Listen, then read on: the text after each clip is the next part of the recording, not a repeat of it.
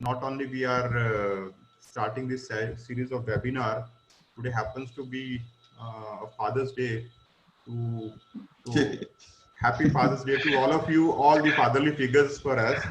It happens to be a yoga day. It happens to be a day on when there is a solar eclipse. I was told in the morning today is a music day. I hope Mr. Malhotra is going to give us some more music. This is going to be music to our ears. Right, sir. Well, coming to the topic for today, friends, we have all filed annual returns, as we all know, for the year 2017-18. So we are not going to discuss how to file the returns today. What we are going to discuss is what is going to be the way forward with the returns which we have already filed. We all know the department is now going to start the audits, the departmental audits, the GST audits, which we normally call. And Mr. Malhotra is going to tell you the nuances as to how to deal with all those audits, all objections which are going to be raised by the department. I have also come across a couple of issues where the department even raising the disputes which are non-existent, even the audit, they have already started actually. So we all tax practitioners have to now focus on as to how do we deal with all those show causes, all those objections raised by the department.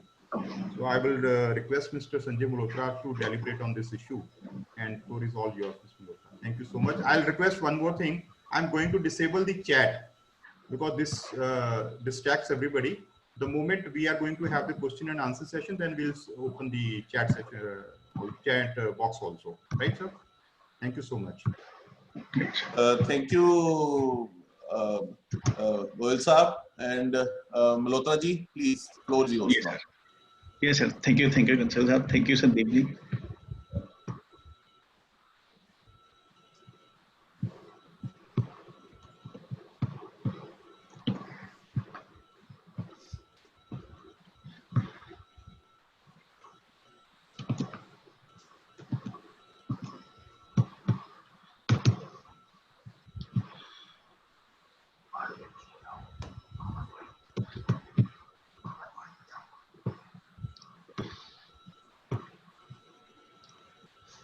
Yes, sir.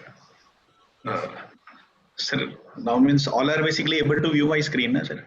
Yes, sir. Yes, sir. Yes, sir. Yes, sir. Yes, sir. So, good morning, friends. Thank you, Sandeep ji. Thank you, Rupinder ji. Thank you, Kajla Saab, means Kansal Saab. So, basically giving me opportunity to share as far as my experiences with regard to GST audit and basically the way forward for litigations. Because Sandeep ji rightly said that we all have filed as far as GST returns is concerned. And we all are aware of the department has extended time limit for filing of GSTR 9 return various times. But if you see whatever returns we have filed as of now, so important is basically the step which is going to be taken by the departmental officers during audit. So if you see normally when we appear for any objective type questions, so it's like we find question number 1, same question number appearing at question number 80 also, if 100 questions are there.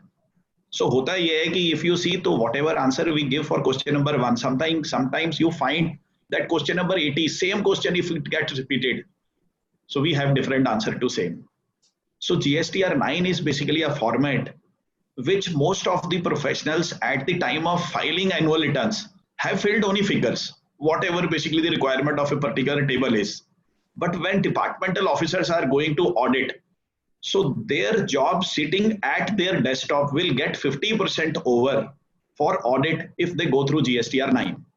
50% is only basically scrutiny of documents, and 50% if any basically tax evasion is there, tax avoidance is there, short payment of tax is there, so it will get basically surfaced out from annual returns only.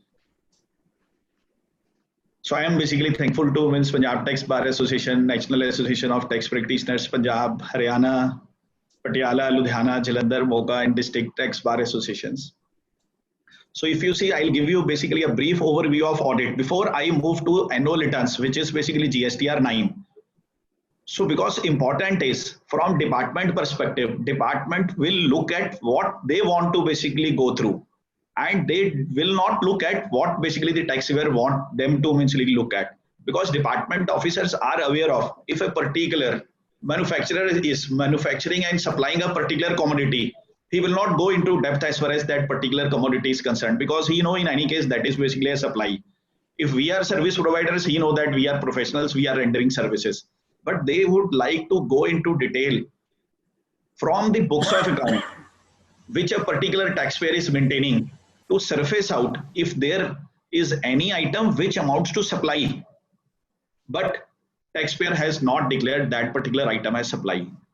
So इसमें होगा क्या? Because we all are aware of that in terms of department professionalism.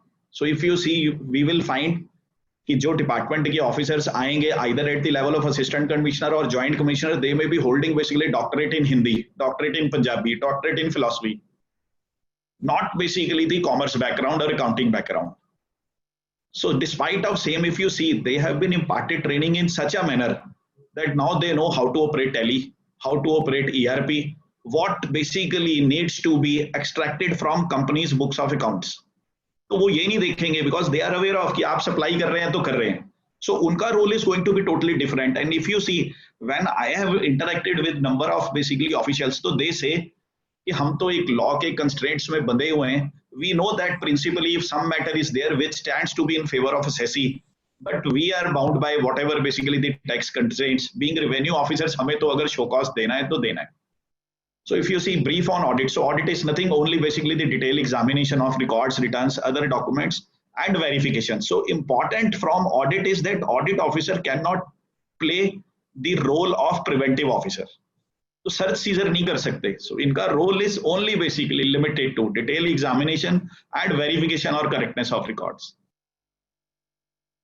So if you see audits under GST, two types of audits are there. So one is basically the tax authorities and other is basically professionals. So by tax authorities, it is general audit under section 65 and special audit. So special audit is to be conducted only where assistant commissioner has reasons to believe, assistant commissioner or basically any officer who holds position above than assistant commissioner, if they believe that the value has been suppressed in respect of supply of goods or services, or the person who has taken input tax credit that is basically on a higher side. So अगर उन्हें लगता है, so they can basically take approval from commissioner and can nominate basically the special audit of a particular taxpayer to be done by either chartered accountant or cost accountant, which is to be nominated by commissioner. And jitni cost hogi, that is to be paid by commissioner.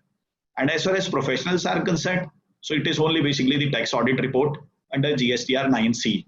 So which is going to be there. Financial year 17-18 ke liye we all are aware of only two categories were there.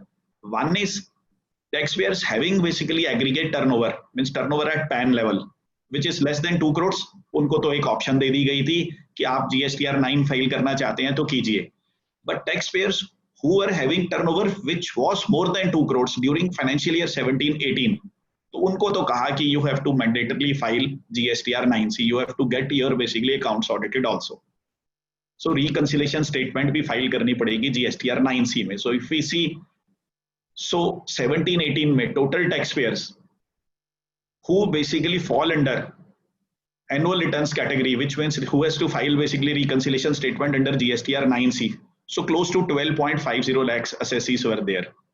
So this time what government has done, from financial year 18-9, another slab has been incorporated, which is 9C has to be filed by only those persons whose aggregate turnover at PAN level is more than 5 crores. So जब हम देखेंगे 17-18 में हमारे पास दो slabs हैं. Financial year 17-18 में 2 crores से नीचे it is optional, and beyond 2 crores for 17-18 it is mandatory to get GSTR 9C filed and accounts audited by basically the chartered accountant or cost accountant. But 18-19 से 3 slabs बन गई, which we'll see in the coming slides. So if you see audit methodology क्या होगी, journal audit under section 65 में assessee को कम से कम 15 working days का notice दिया जाएगा before commencement of audit. So सबसे पहले taxpayer has to make sure that ऐसा नहीं है कि आज चिट्ठी आ गई कल से audit शुरू. So he'll get basically not less than 15 working days notice for initiation of audit. And audit में हमारी तो यही submission रहती है. तो whenever basically taxpayer gets any notice for audit, he should basically involve the tax advisors or lawyers right from the beginning, because 17-18 is going to be first audit by departmental officers. And most of the queries which departmental officers are going to raise, Sandeep Goyal ji rightly said most of them will not exist. But important is taxpayer should basically take a call that they should involve basically the tax professionals or lawyers right from the day one, because this is the first audit, and various basically objections will come in which will not have any legal standing in the higher courts. Audit to be completed within a period of 3 months, but commissioner has power basically to extend the same by another 6 months if he feels within a period of 3 months he is not able to close the audit. And audit department to share basically the audit findings, which is in form ADT02 within 30 days after the conclusion of audit. So वो तो taxpayer को reply देना पड़ेगा audit की findings पे. अगर tax officer agree हो जाता है तो it is well and good, or else he'll give basically the show cause notice under section 73 or 74. But if you see from department perspective, 90% show cause notices, if you see, so will be under section 73 and 10% is going to be under 74 when they go through GSTR 9, because suppression nahi rahega. But current scenario, if you see what department does, so if they come across with any basically misrepresentations or higher credit availed or means less tax paid, so normally what they do is they give basically notice under section 74 5. But if you see 74(5) में वो क्यों देते हैं? क्योंकि उनको पता है कि section 17(5) which is basically for input tax credit, वो restrict कर देता है. Section 75 is blocked credits. तो उन सबको पता है कि हम 17(5) में देंगे तो taxpayer will not be able to claim credit. But if you see section 75(2) of CGS clearly says कि कल को अगर उसने 74 में दे भी दिया show cause notice and court में अगर वो stand नहीं किया तो कोर्ट क्या करेगा? ड्रॉप नहीं करेगा शो कॉज नोटिस को, then it will be basically covered into 73 section. So इसलिए normally my advice basically to all basically the tax professionals and lawyers is that if taxpayer gets any notice under section 74 he should basically fight for same. अगर किसी को कहा कि आपने RCM का tax नहीं पे किया रिवर्स चार्ज का, 74(5) में नोटिस इशू हो गया, उसने टैक्स पे भी कर दिया, he will not be able to take credit then, because section 17(5) of CGST act which is for block credit is strict same. So it is like even if the person wants basically to litigate the matter, he should litigate it. So tomorrow, let's say if the case gets covered under section 73, not under 74, so at least even if he pay the amounts, he'll be eligible to take credit. So important is assessees को ये बताएं, because department का perspective is always to issue show cause notice under 74. So then joint commissioner also have basically powers to assess books of accounts, computer system, software. And audit can be conducted for a period of financial year or part multiples thereof. 1 साल का, 1.5 साल का, 2 साल का. So duration of audit. So large taxpayers में it is basically 6 to 8 working days for 1 year. For medium it is 4 to 6 working days, and small it is 2 to 4 working days. If the audit coverage is 5 years, तो अगर large taxpayers के maximum time limit 8 working days थी, तो it will be doubled, then 16 हो जाएगी. Medium के case में अगर 6 working days maximum था, तो if the audit coverage is for 5 years, then it will be basically doubled, like means 12 years हो जाएगा. So अगर 1 साल का audit है तो हमें पता है 6 to 8 working days, but if the audit is for 2 years, then increase in 25% of working days, because we have to be very careful, like means whatever is written in the law, it has to be written in the law, because if you go by law कहता है कि section कहता है GST का कि जब audit होगा, so then proper officer is to be there. Who is going to be proper officer? Rule 101 if you see, then it says क्या कहते हैं assistant commissioner भी हो सकता है.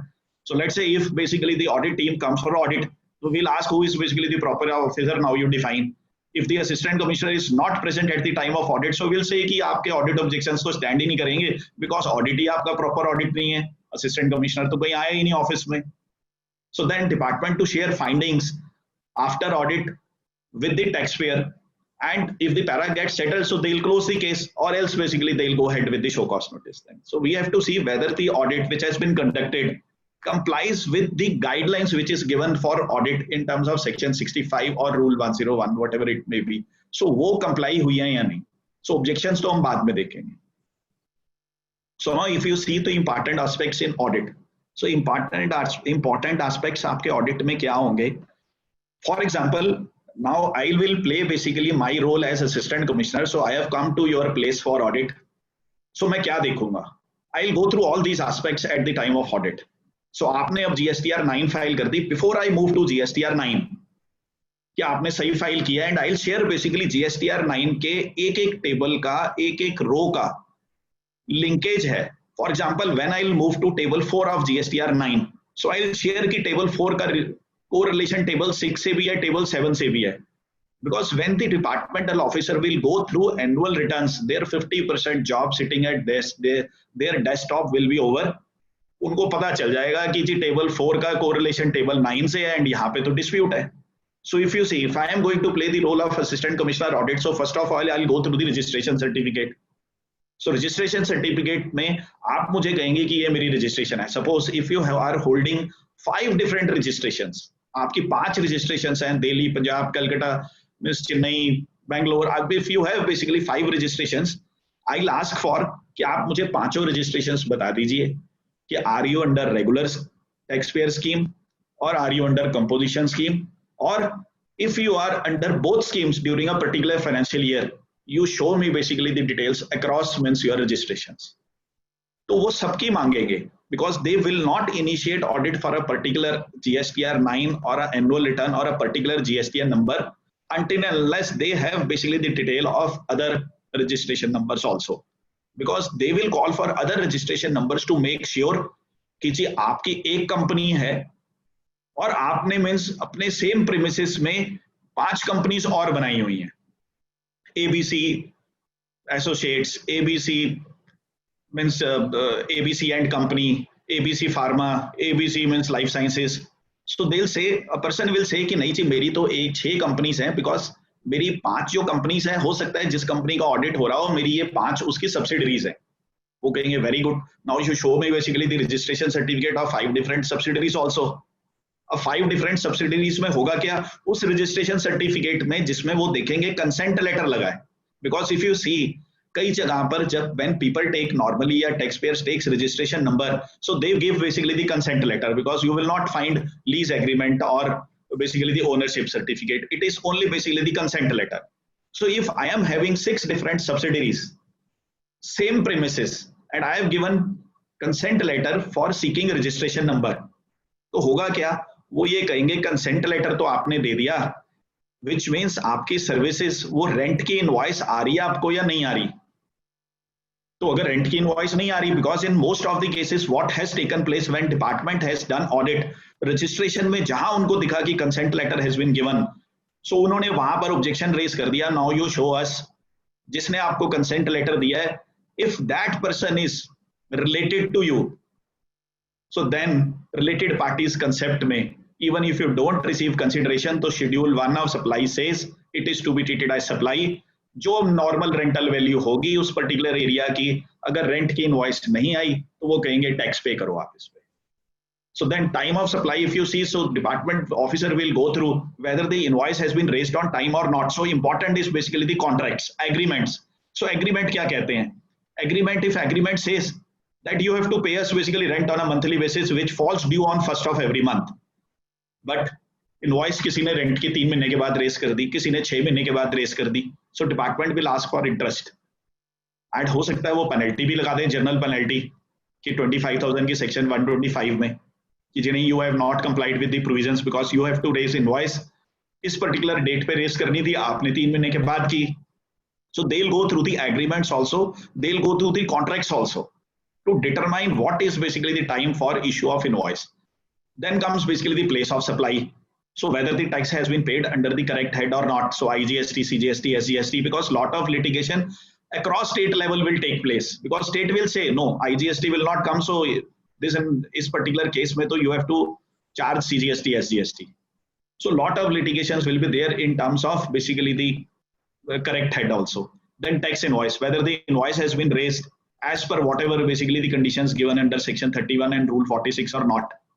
So then valuation, whether the compliance to rule 15253 has been made or not, because if you see तो department का role कैसे होने वाला है. सो डिपार्टमेंट का जैसे जैसे मेरी अगली स्लाइड्स आएंगी, so you will find by the end of this session, so we'll cover basically the supply part also, ITC part also, valuation part also, interest also.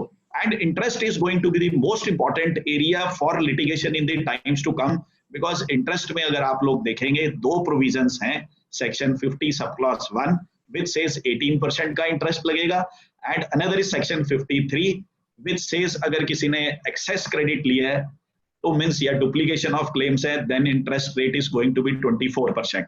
But will section 53 exist or not? Because it is most important section. So in the slides to come, so we'll discuss on the interest part also, because means for lawyers it is going to be an important aspect to take up basically in higher courts. And believe me, जब आप लोग इसको higher courts में take up करेंगे तो 53 तो उड़ ही जाएगा. अगर ऑफिसर ने 53 लगाया, 53 उड़ गया, तो बाय डिफॉल्ट 51 भी लगेगा नहीं. So then comes basically the exports. Because if you see exports, maybe what government has done recently, they have come out with one notification 16/20, wherein means they have added explanation. So people who are making exports on payment of IGST, but in that explanation, if you see, it is effective from 23rd October 2017. So department has done mischief. People are not taxpayers, even exporters are not aware of. But in the times to come, when departmental officers will go through said explanation, which is effective from 23rd October 2017, various show cause notice, means if you see across national level, various show cause notices will be issued. So then export refunds, inverted duty structure, even government itself is not clear of what all basically gets covered into inverted duty structure or not, because in some cases, if you see, if you go by act, you will find if the rate of duty on inputs is higher than the rate of duty on finished goods, so it is considered as case of inverted duty structure. But if you go by their notifications and circulars, you will find अगर means वो law में लिखा है कि 18% पे मेरा input है, 12 पे फिनिश गुड्स है, तो मीन्स इन्वर्टेड है. बट जब आप क्लेम फाइल करते हैं तो 18 का इनपुट भी, 5 का इनपुट भी सभी फाइल कर लेते हैं. And what is basically the definition of input? For example textile case में, if a person is manufacturing fabric which attracts 5% duty, and if he is sourcing cotton yarn which also attracts 5%, but he sources chemicals also which is at 18%, packing material also which is at 18%, lot of other items which is at 18%, but department restricts that person basically to file refund for inverted duty structure. Now what is basically the definition of input, so nobody is aware of. So this is basically a area wherein lot of litigations will come out. These are basically the various audit forms, so I will not touch upon this. Now coming to basically the section 44, which is for GSTR 9, so filing of annual returns. So these are basically various rules. So a rule is 80 is the important, and we all are aware of that GSTR 9 is to be filed by taxpayer who has taken GST registration even for a single day. किसी ने एक दिन के लिए भी GST में registration ले ली, provisional migration से भी अगर वो ट्रांसफर हो गया GST में, provisional VAT number से, provisional service tax number, provisional excise registration से, if the person has moved from provisional registration to normal registration in GST regime, then he is basically eligible. He has to file GSTR 9C if his turnover is more than 2 crores. Then GSTR 9 is to be filed by composition scheme, but 47/2019 notification आई थी, so wherein means composition filing by composition dealers, GSTR 9A filing by composition dealers was waived off. Then GSTR 9B for 17-18 it is not there because TDS की आपकी provisions ही October 18 से आई थी, तो it was not there in 17-18. So that's why GSTR 9B is not effective for 17-18. And 9C, if you see, so for 17-18 we have already covered. So any taxpayer whose aggregate turnover at PAN level basis, because wherever the word aggregate turnover is written, so it is PAN based. So wherever turnover is written, it is basically turnover for a particular assessee within the state.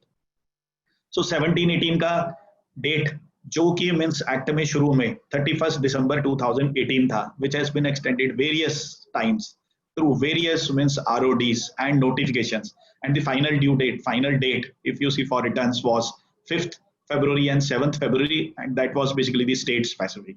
And for financial year 18-19, so last date for filing of annual return is 30th September 2020. So what we can do is ki anybody who has filed GSTR 9 and 9C for 17-18, so when we'll go through various basically the tables, so if one comes across ki yahan meri kahin galti ho gayi, so means we can basically take right step as of now.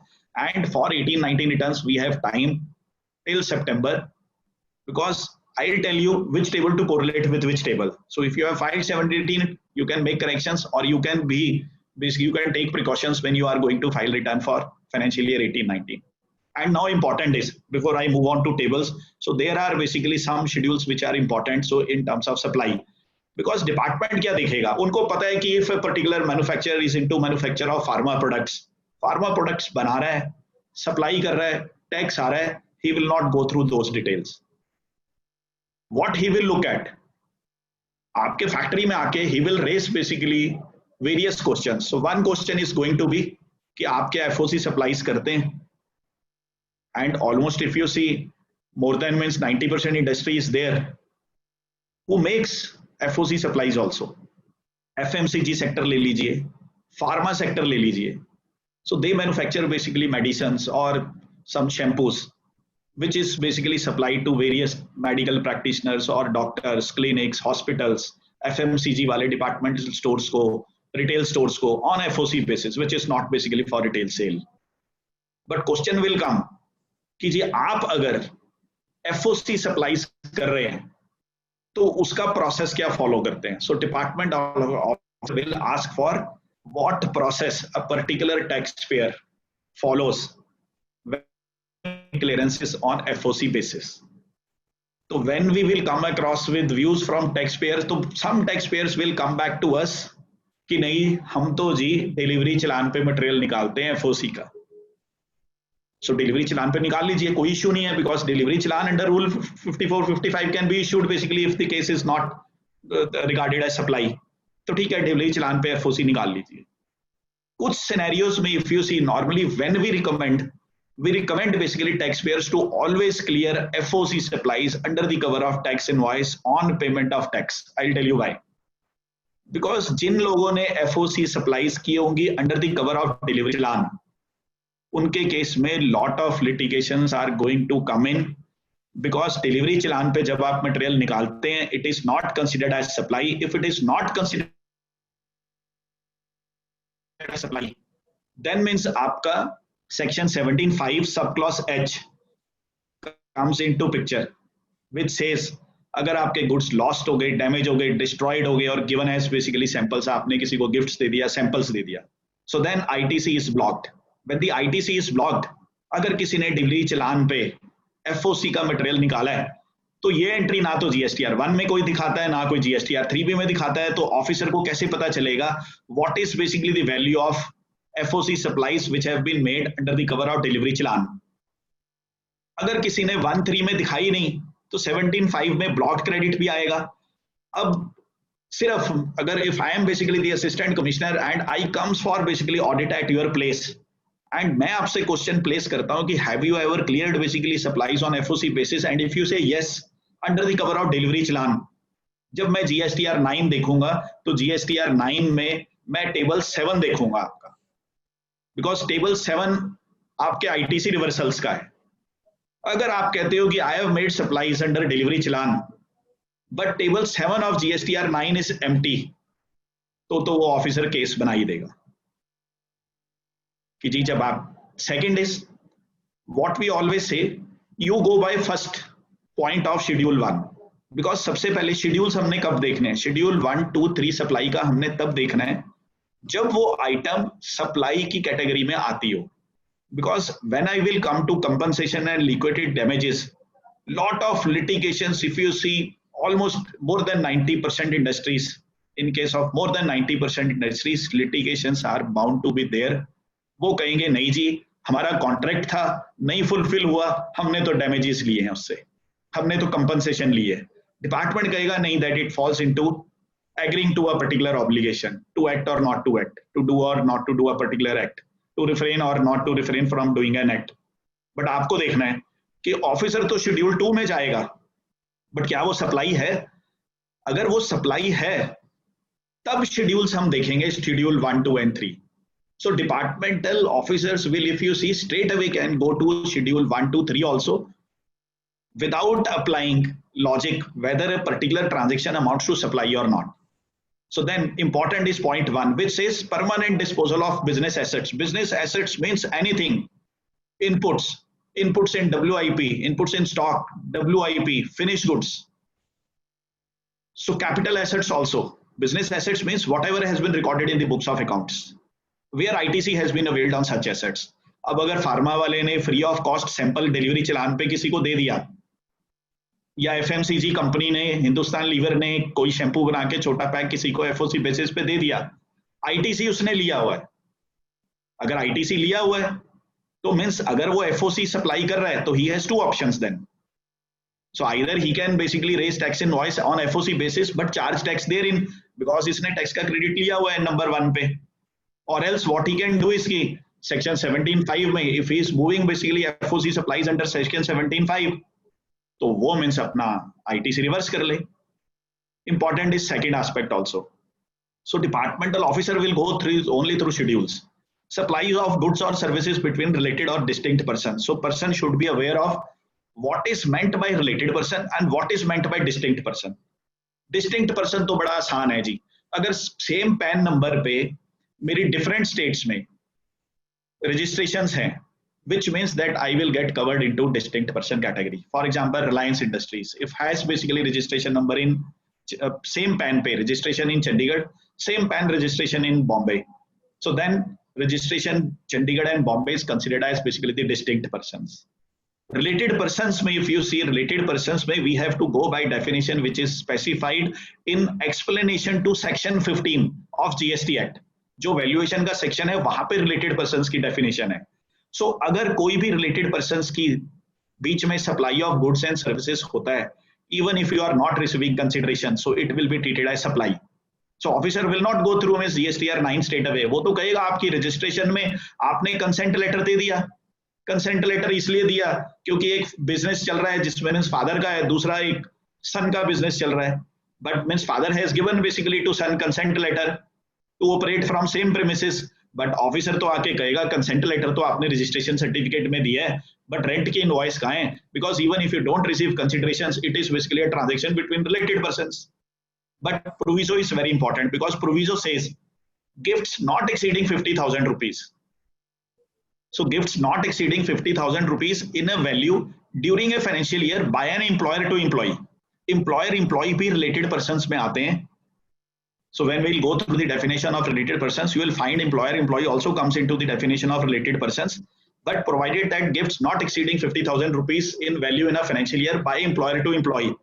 अब मारुति वालों ने अपनी employee को means एक car दे दी, या means appliances company में Godrej में एक रेफ्रिजरेटर या एयर कंडीशनर लगवा दिया employee के घर पे, या मीन्स उनको परफॉर्मेंस का रिवार्ड दे दिया. तो if the value of particular refrigerator और मीन्स एयर कंडीशनर और car is more than 50,000, even if employer is not receiving consideration from employee, it is treated as supply. So then principal to agent, agent to principal, because important is 1 and 2. अगर अब आप, because next slide if you see one question is there which is based on point number 2, because point number 2 again I'll reiterate, it says supply of goods or services between related persons or between distinct persons. So proviso is important. So proviso says gifts not exceeding 50,000 rupees in a value in a financial year by an employer to employee shall not be treated as supply of goods.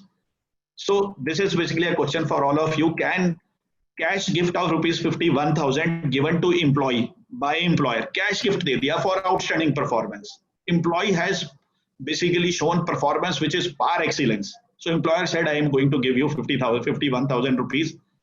आपको मैंने दे दिया. Now whether this is going to be considered as supply under GST Act or not, आप means अपने answers लिख सकते हैं कि yes है या नहीं है. Schedule 2 I have already covered. Whether the cash gift of rupees 51,000 given to employee for outstanding performance is considered as supply or not. So if you see, so means if you go by section 252, clearly says goods means every kind of movable property other than money. तो अगर means other than money में आप देखेंगे यहाँ लिखा तो हुआ है provided that gifts not exceeding, but gifts को प्रोविजो को हमें पढ़ना है सप्लाई ऑफ गुड्स और सर्विसेज से. अब कैश अगर आपने दे दिया, कैश तो मीन्स फॉल ही नहीं करता गुड्स की डेफिनेशन में.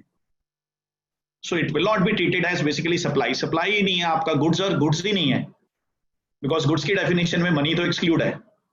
सो विच मीन्स वो 51,000 को हमने ये नहीं देखना कि 50,000 से ऊपर हो गया, so it is treated as supply. So it will not be treated as supply.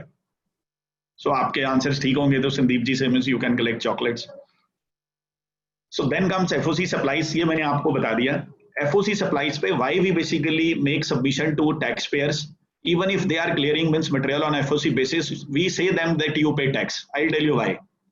Because जब आप रिवर्सल के लिए किसी को कहेंगे कि डिलीवरी चलान पे आप मींस मटेरियल निकालिए और रिवर्सल कीजिए, So reversal a person has to make under rule 42 of CGST rules and 43 of CGST rules.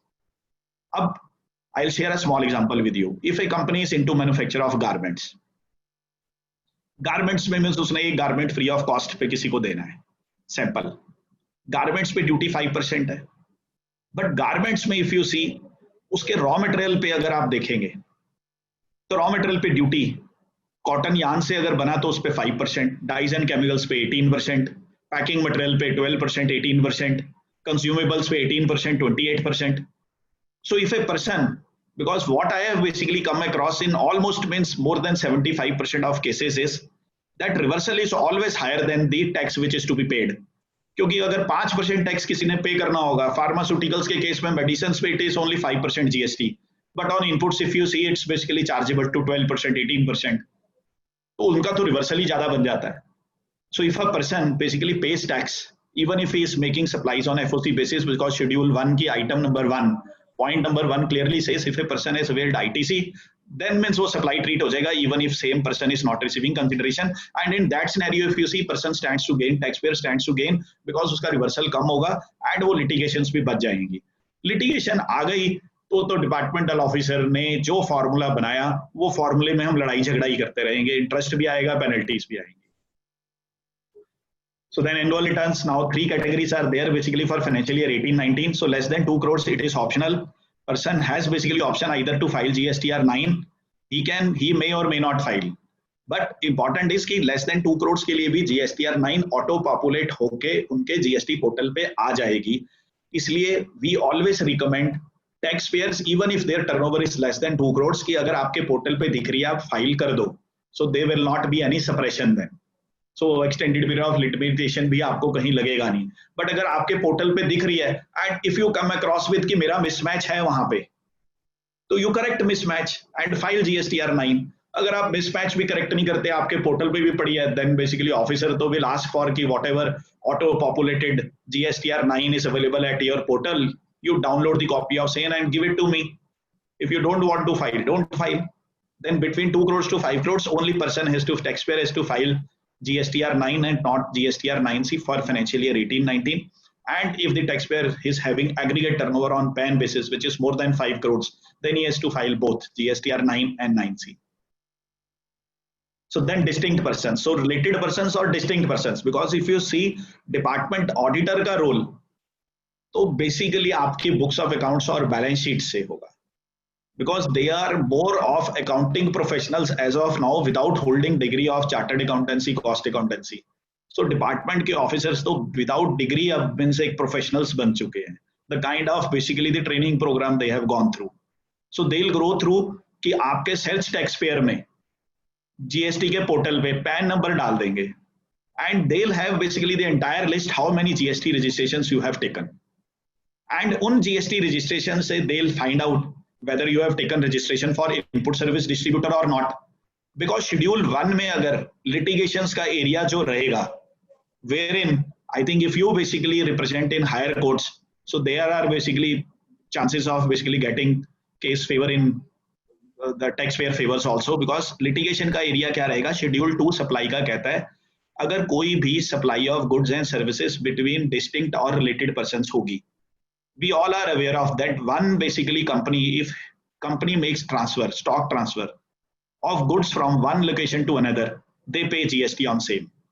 But hardly, very means rare people are there, taxpayers are there, companies are there who pay taxes on supply of services also under cross charge. बहुत कम लोग pay करते हैं cross charge में. So this question will come across by the departmental officers when they audit at the principal place of business कि जी आपने servers तो यहाँ रखे हुए हैं, आपके मीन्स सर्वर के लाइसेंसेस, कंप्यूटर के माइक्रोसॉफ्ट के licenses, you are getting invoice raised on your corporate office. So person has basically two options. Either he can transfer that ITC by way of ISD invoice also, but ये तो ISD में transfer हो जाएगा. Cross charge maybe if you see, so there are basically various functions which operate only at corporate office, which is like HR department, जिसका तो role ही होता है कि सैलरीज बनानी for the corporate as a whole. then IT department you will find basically is common in majority of the companies. So departmental officer will say when he will go through the books of accounts कि आपने ये corporate का खर्चा अपनी branches में allocate किया हुआ है, because company के trial balances are showing that the corporate expenses have been allocated to respective branches. वो कहेंगे अगर आपने respective branches को allocate किए हैं, and if you have not raised any invoice for a cross charge, whatever allocation amount is there, so they'll consider that allocation amount as a transactional value for the purpose of levy of GST. But इसीलिए what we recommend, if the person is availing full tax credit, तो means आपका तो GST के rules allow करते हैं कि between same companies under same PAN, if they have different GST numbers and if they are eligible for full credit, whatever value they charge on invoice, so that is acceptable. Nobody can challenge even if person charge ₹1 as a taxable value for cross charges. Compliance होनी चाहिए. Valuation role आएगा ही नहीं, because officer can never say, department or officer can never say it is a case of कि आपने means valued कम declare की है, because law says अगर चंडीगढ़ में मेरी कंपनी है and if I am having basically same company means in 6 different cities, and मेरा अगर centralized function is at basically the centralized corporate office, and if I am rendering some services which cannot be distributed through ISD invoice, तो मैं cross charge पे bill कर सकता हूँ.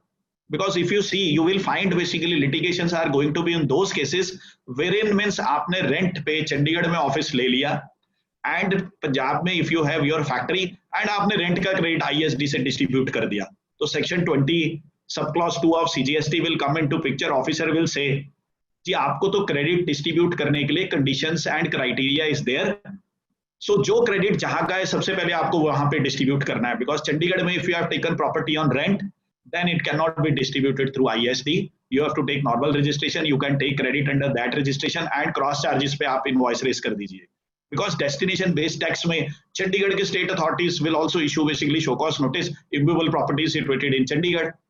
GST is basically consumption based tax. How can a person basically distribute credit through ISD invoice? ठीक है, cross charges से वो कर सकते हैं, but not through ISD invoice.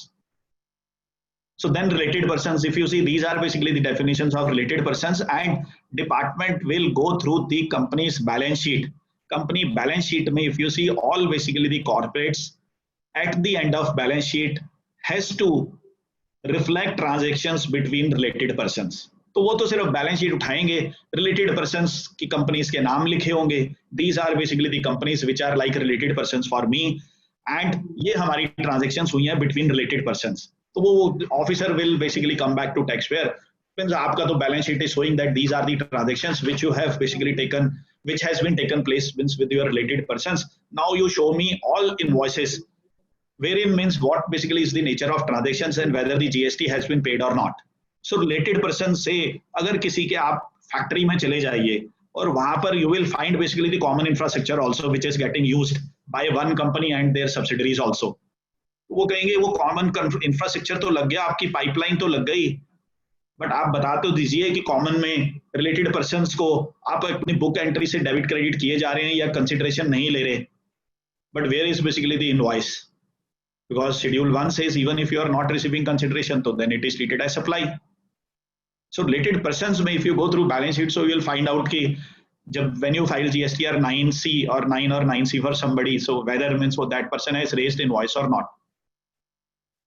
So then another basically the litigation area which is going to be there is employee recoveries in GST. Notice pay, we all are aware of.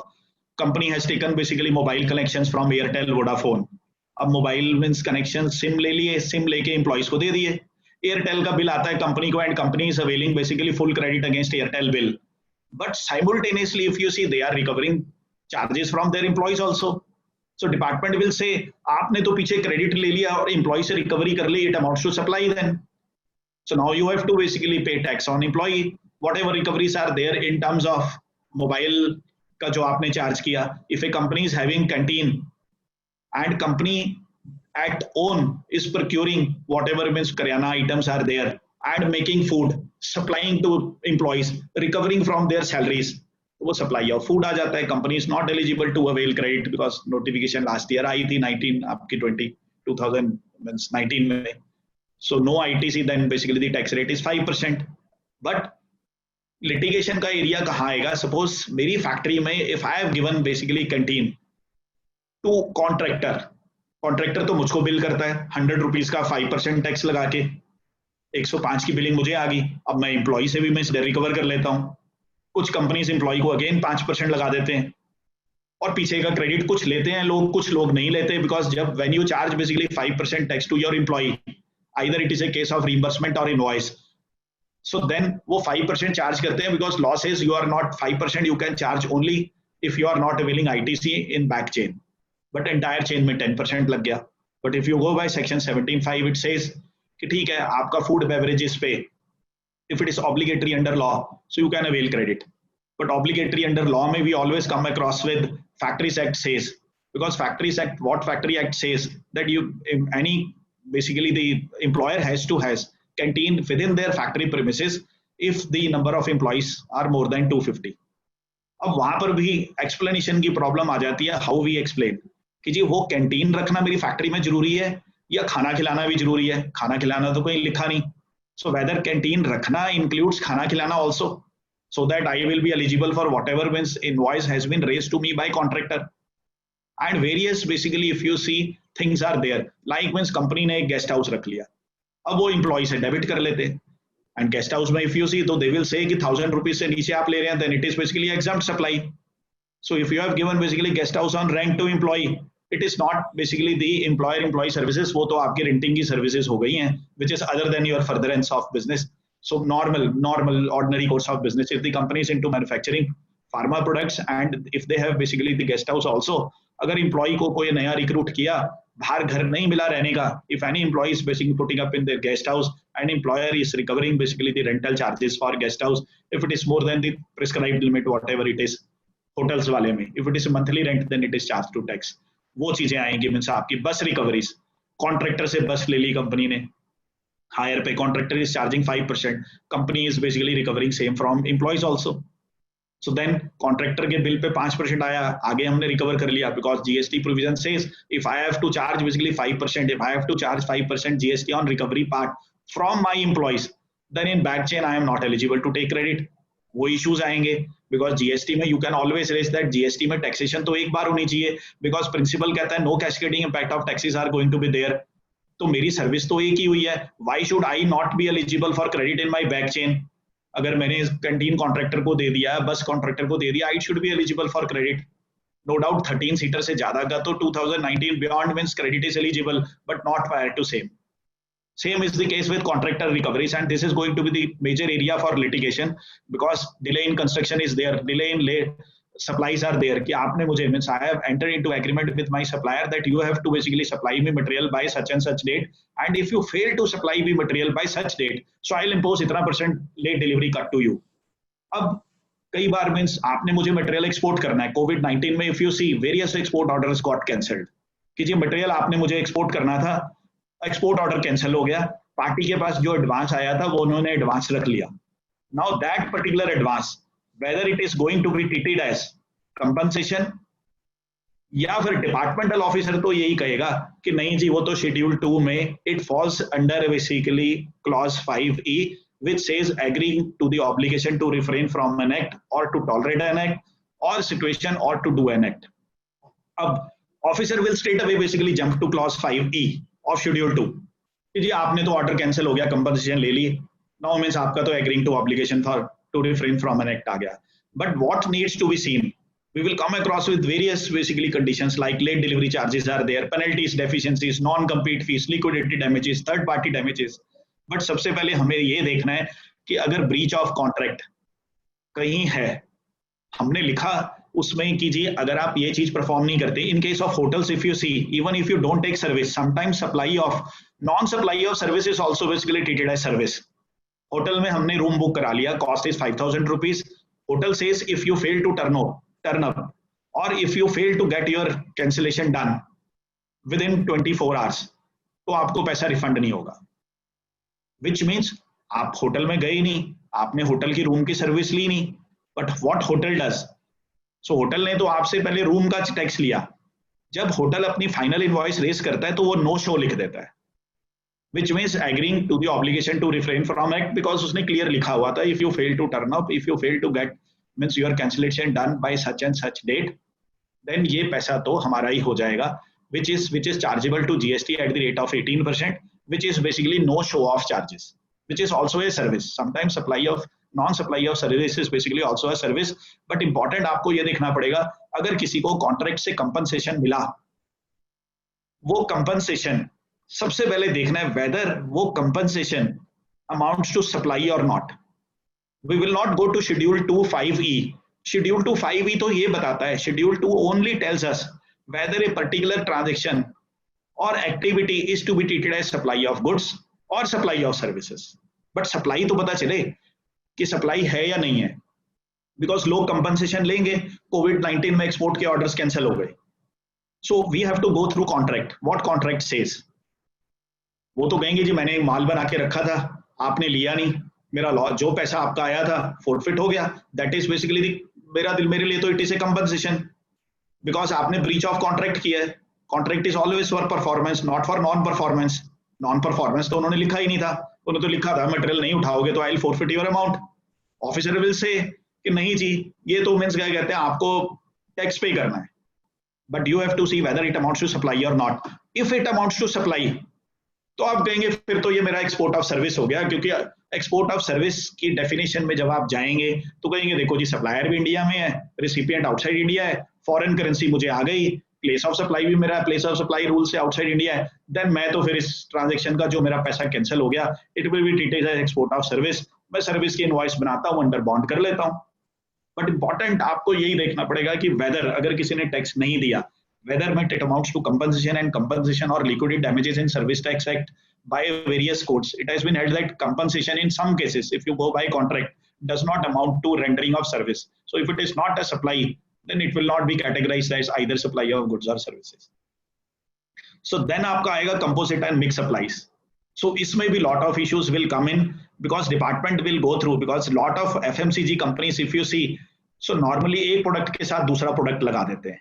So they'll see whether it is a case of composite supply or mixed supply. So आपको means अगर mobile during the ordinary course of business, if a person is into manufacture of mobile, like Apple का mobile हमने लिया, Samsung, any make, if we go for sourcing of mobile, so in a particular pack we find that उसमें air charges हमारे basically headphones भी होंगे, mobile charger भी होगा. Then if you see ये सारे mixed supply नहीं होते, composite supply होते हैं, because for us principal supply is sourcing of phones, not basically the air chargers. अगर हम किसी शॉप पे जाके if we source phones separately and separately air chargers, then tax has to be raised, tax is to be charged separately on air chargers and mobile phones. But department क्या देखेगा FMCG companies में, जी पता चला आपने तो means एक दूध की बोतल के साथ एक खिलौना दे दिया, टॉय दे दिया, एंड यू आर सेइंग कि नहीं जी मैं तो दूध की बोतल का जो टैक्स है वही लगा रहा हूँ, वो तो ये कहेंगे कि नहीं it is a case of mix supply. So यहाँ पर means lot of litigations will come in. So we have to be very careful as far as the definition of composite supply and mixed supply is concerned. So then comes basically the sales promotion schemes. यहाँ पे issues आएंगे, free samples and gifts. एक TV के साथ एक coin free, तो वो कहते हैं नहीं जी मीन्स एक coin free, so coin का पीछे से credit ले लिया, so they will not allow credit. वो कहेंगे coin तो आपके ordinary course of business में थोड़ी ना जा रहा, आपके तो product से related ही नहीं है. So I think वो lot of cases are there. So coins पे भी एक case आया था. Then buy one get one free offer. So अगर मैं invoice में if I am saying कि ठीक है जी आप means you go to best price and you find that with 5 liters Saffola oil 1 liter Saffola oil is free, so then 1 liter Saffola oil is not free, because when we raise invoice, so invoice पे हम डालते हैं 5+1, which means if we are charging value for 5, so वो एक की value भी उसमें include है, so 1 is not free of cost. So whenever we are giving any item as buy 1 get 1 free or buy 5 get 1 free, so it is not, 1 is not free, no reversal, no ITC reversal will come in. Section 17(5)(h) is not applicable in that scenario, because वो उसमें include होता है. Because in case of some pharmaceutical companies, if you see, वो कहते हैं आप 10 case medicine के ले लीजिए, we will give you 1 case free. But जो 10 केसेस अगर मेरे 5% के हैं, तो ऐसा नहीं होना चाहिए मैं एक केस फ्री 18% का दे दूं. So I'll not be then basically buy 1 get 1 free में कुछ ऐसा नहीं होगा 5% के साथ 18% वाला फ्री दे दूं, because then आप क्रेडिट तो 18% वाले पे भी ले रहे हैं, and you are basically setting off your output liability at 5%. So one has to make sure, means GST rate should also be basically the same. buy more, save more. Secondary discounts will come basically in the forthcoming slides, because यहाँ पर भी lot of litigations will come in. So then I'll not touch on basically as far as returns are concerned. So GSTR 1.3, so straight away we'll go to 9. So अब officer GSTR 9 से पहले जो उसने देखना था, because if you see whatever points we have covered, so they will go through those points. अभी in the coming slides you will find ITC पे वो क्या देखेंगे and interest पे क्या देखेंगे. And इसमें if you see, so basically अगर whatever means returns, Sandeep ji rightly said in the initial the stages that we all have filed as far as GSTR 9 is concerned. So आपने अगर GSTR 9 file किया है, so I'll share you basically the correlation which one table has with another. Whatever returns you have filed, you can validate whether the returns have been correctly filed or not, or can take timely action. So table 4, if you see, so table 4 has correlation with table 6, table 7, table 9 also. So I'll tell you how. ऐसे if you see, so means क्या कहते हैं table 5 has correlation with table 7, but what all these tables will consist of, so वो मैं आपको बताता हूँ. So these are basically the various press releases, because Sandeep ji will share all these presentations with you. Statutory provisions in GST for annual returns, I will not touch upon this. We all are aware of that section 35 is there. So which says which has basically linkage, which is to be read with rule 83, which says for 17-18 GSTR 9 is to be filed by a person whose turnover is more than 2 crores, and 18-19 के लिए whosoever is having turnover which is more than 5 crores. And when means we have to consider turnover. Turnover means aggregate turnover, which includes supply of taxable goods also, supply of taxable services also, exempted services also. It will not include basically the services under or goods on which means tax is paid under reverse charge. So now important section 35.5. Officer, when he will visit basically the principal place of business, so he'll ask taxpayer कि जी आप section 35 में बताइए मुझे आपने ये books of accounts या records maintain किए हैं, या whenever basically taxpayer will get letter of audit from departmental officers, so they will say कि नहीं आप हमें प्रोडक्शन और क्लियरेंस के रिकॉर्ड्स भी दीजिए. Taxpayer will come back, नहीं जी I am not maintaining RG1. He cannot say he is not maintaining RG1. वो तो RG1 मांग ही नहीं रहे, वो तो कह रहे हैं whatever basically records you have maintained, production and manufacture of goods, inward supply of goods, stock of goods, ITC, ये हमें दीजिए. But 35.6 is basically the very important clause. अब अगर ऑफिसर ने आपके फैक्ट्री में आके सबसे पहला क्वेश्चन पूछ लिया कि जी आप एफओसी सप्लाईज को कैसे निकाल रहे हैं, और टैक्स पेयर ने कह दिया कि मैं तो जी एफओसी डिलीवरी चलान पे निकालता हूं, तो वो कहेगा जितनी आपने एफओसी सप्लाईज डिलीवरी चलान पे निकाली हैं आप मुझे मींस वो डिलीवरी चलान्स और अपनी अकाउंट्स बुक से कोरिलेशन दिखा दो कि वो डिलीवरी चलान पे whatever FOC supplies you have made, whether you have accounted those FOC supplies in your accounting books or not. अब होगा क्या, some taxpayers if you see they will come back to you. अब संदीप गोयल जी ने question पूछा अगर means किसी tax payer से कि अगर वो फंस गया तो टैक्स पेयर्स तो संदीप जी को कहेगा कि देखो सर मैंने डिलीवरी चलान पे तो एफओसी सप्लाईज किए हैं, बट सर मैंने क्रेडिट नहीं रिवर्स किया 17.5H में. दीप जी कहेंगे क्यों नहीं किया, वो कहेगा सर मैंने तो डिलीवरी चलान पे जो सप्लाईज की थी एफएमसीजी में, जो मटेरियल मैंने सैंपल्स दिए डिपार्टमेंटल स्टोर्स को, रिटेल स्टोर्स को या मींस डॉक्टर्स को दिए, वो तो सर मेरे एडवर्टीजमेंट एक्सपेंसेस में मैंने मान के चला हूं, और मैंने किए तो हुए अकाउंट्स में बुक, बट मैंने एडवर्टीजमेंट एक्सपेंस बुक किया हुआ है, एंड एडवर्टीजमेंट एक्सपेंसेस पे ITC is allowed. So this is going to be basically मेरी. दूसरा एक और किसी को अगर शोकॉज इशू होता है, वो संदीप जी के पास आता है, नोटिस इशू होता है, वो कहेगा सर मैंने तो भूल गया परचेज कॉस्ट में से माइनस करना. तो यानी कि डिलीवरी चलान तो रेज हो गया बट अकाउंटिंग बुक्स में कहीं एंट्री हुई नहीं, तो डिपार्टमेंट को ये लगता है कि आपने तो आईटीसी का क्रेडिट ले लिया बट रिवर्सल तो कहीं की नहीं अगर डिलीवरी चलान पे निकाला. तो then if you see department of proper officer shall determine the amount of tax payable on goods और services, and he will issue basically show cause notice under section 73 or 74, because वो तो कहेगा whatever material has gone under the cover of delivery challan, now show me whether you have made reversal of ITC or not, whether you have recorded that transaction into your books of accounts or not. क्योंकि delivery चलान की value तो लिखी नहीं होगी, value कहाँ से वो extract करेंगे, 1 और 3 में नहीं दिखेगी, तो अकाउंटिंग बुक से देखेंगे कितना आपने वैल्यू दिखाया. तो एडवर्टीजमेंट अकाउंट एडवर्टीजमेंट एक्सपेंसेस कोई शो करेगा. It is also basically area of dispute which basically lawyers only can represent in higher courts, and it all depends upon basically a particular जो भी हमारी अपीलेट अथॉरिटी होगी कि वो इसको कैसे एक्सप्लेन करते हैं, because we all can not write law, it is only basically the we all can explain law, and how basically the relevant judge at that point of time is going to explain law, whether he'll consider as advertisement expenses or he is going to consider it as basically reduction from purchase cost. So then penalty for non-filing of returns we all are aware of कि 100 rupees per day. The STR 9 में 9C में nothing is prescribed but general penalty of 25,000 may be imposed. And this is basically the eligibility criteria, because when department will ask कि आपने means during a particular financial year what have you filed, GSTR 9 है तो खैर अब है ही नहीं composition dealers के लिए, but departmental officer will ask for, अगर डिपार्टमेंटल ऑफिसर को कहीं दिख गया if a person has 2 registrations within a particular financial year, 1 registration for part of year under composition scheme and another registration under registration regular registration scheme, वो officer कहेगा when you have moved from composition to regular, आप मुझे बता दो कि ITC कैसे distribute किया था, now you show me basically the stock, आपके पास क्या था एविडेंस, एंड आपने इनवॉइसेस उसके अगेंस्ट कौन कौन से लिए, how have you distributed ITC, if that whether that ITC in compliance, ITC is in compliance और नॉट.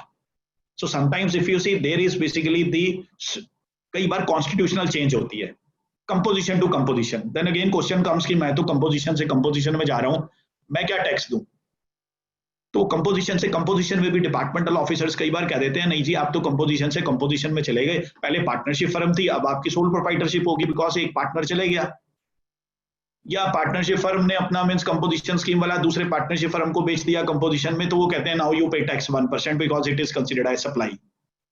सो कंपोजिशन में कहा गुड्स तो आपके वही हैं, मूव ही नहीं कर रहे, तो बिजनेस पे ही पूरा 1% टैक्स मांग लेते हैं. These litigations will come in wherein means no tax, supply ही नहीं होती, so no tax liability will come in because going concern ही है composition to composition. So if a person has got, second is if a person has taken registration on July 1, 2017 and he gets his registration cancelled same financial year, so he has to file GSTR 9 for 17-18, but if person gets registration cancelled for next year तो वो 18-19 की file करेगा. But इसमें important क्या है, important है अगर किसी ने जुलाई 1, 2017 को रजिस्ट्रेशन ली, 30 सितंबर 2017 सेम फाइनेंशियल ईयर में रजिस्ट्रेशन सरेंडर कर दी या कैंसिल करवा ली, एंड उसके 90 डेज के बाद GSTR 10 एक्टिवेट हो जाता है which is basically a final return, and if that person has filed GSTR 10 also on his GST portal, you will not find GSTR 9 appearing over there. GSTR 9 आती ही नहीं because GSTR 10 उसने file कर दी which is a final return which has been assessed by the departmental officer also. So then वो 9 क्या करेगा file करके, so 9 उसके portal पे अपीयर ही नहीं होती. So 9C we are aware of, so when we say turnover, so it is basically PAN based. So this I will cover in coming slides. So now if you see GSTR 9, so अभी हमारे पूरे tables, I will go through the all tables. So GSTR 9 is nothing basically the combination of GSTR 1 and GSTR 3B. Because when we will go through slides, so you will find GSTR 2 तो आई नहीं आज तक. अगर GSTR 2 नहीं आई, so how we are going to be benefited in higher courts? कि जितने हमारे ITC के मैचिंग के केसेस आएंगे, इंटरेस्ट रिवर्सल्स आएगा, ITC गलत क्रेडिट ले लिया, डबल ले लिया, because GSTR 2 is not there, will we stand to gain from means immunity of interest under section 53? So we'll see in the coming slides, because original perspective at the level of government was कि GSTR 9 non-editable होगी, because whatever returns taxpayer has filed, whatever means detail, because GSTR 1 if you see is not basically a return, because if you go through various rules you will find it is basically the detail of outward supplies, and GSTR 2 is detail of inward supplies. These are not return. Return is only under section 39 which is GSTR 3 or 3B. So return is one, rest are basically the details. तो GSTR 9 में क्या items आती हैं आपकी, GSTR 1 और 3B से उठ के जाती हैं.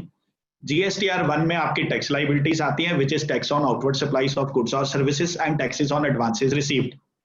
3B में आता है हमारा inward supply which is liable to reverse charge जो हम पे करते हैं. So when GSTR 9 which is draft GSTR 9 auto populated at taxpayers GST portal, तो वो GSTR 1 और 3B से बनती है. But 17-18 में 17-18, 18-19 if you see, government has given right to amend GSTR 1 की entries only, which is with regard to supply of goods and services. Person cannot amend ITC और tax paid. Means GSTR 9 में some editable fields are there and some fields are there which are non-editable. तो कुछ fields तो हम change कर ही नहीं सकते जो auto populated हैं. हम इनपुट टैक्स क्रेडिट ना तो एक पैसा बढ़ा सकते हैं ना एक पैसा कम कर सकते हैं. टैक्स पेमेंट्स को भी हम छेड़ नहीं सकते because those fields are auto populated and non editable. Only we can alter और amend the details with regard to supply of goods or services, nothing else. Reverse charge में भी अमेंडमेंट दी हुई है उन्होंने, बट अमेंडमेंट किसी को करनी नहीं है. So now basically the tables. So if you see 19 tables are there. अब मैं आपको ब्रीफ में बता देता हूँ what all these 19 tables include. Very simple. So GSTR 9 में हमें तो पता ही है कि हम बेसिकली हमारा supply of goods and services होता है, टैक्स पेमेंट्स होती हैं, आईटीसी क्रेडिट लेते हैं. तीन चीजों के अलावा तो कुछ भी नहीं है. या हमने टैक्स देना है, या आईटीसी लेना है, या टैक्स पेमेंट करनी है. तो if you see table 1 to 3 is nothing. What is your GST number, what is basically the legal name of the company, and for what financial year you are filing this GSTR 9. Simple. Table 4 and 5 is for supply. Table 4, 5 आपका supply से related है, supply of taxable and exempted goods. 4 and 5 supply से related है. 6, 7, 8 आपका ITC से related है. Table 9 आपका tax payment से रिलेटेड है. सो मींस टेबल 4 और 5 आपका सप्लाई से. टेबल 4 में आपकी सप्लाईज आएंगी टैक्सेबल सप्लाईज और inward supplies liable to reverse charge. Table 5 में आएंगी आपकी supplies which are not chargeable to tax.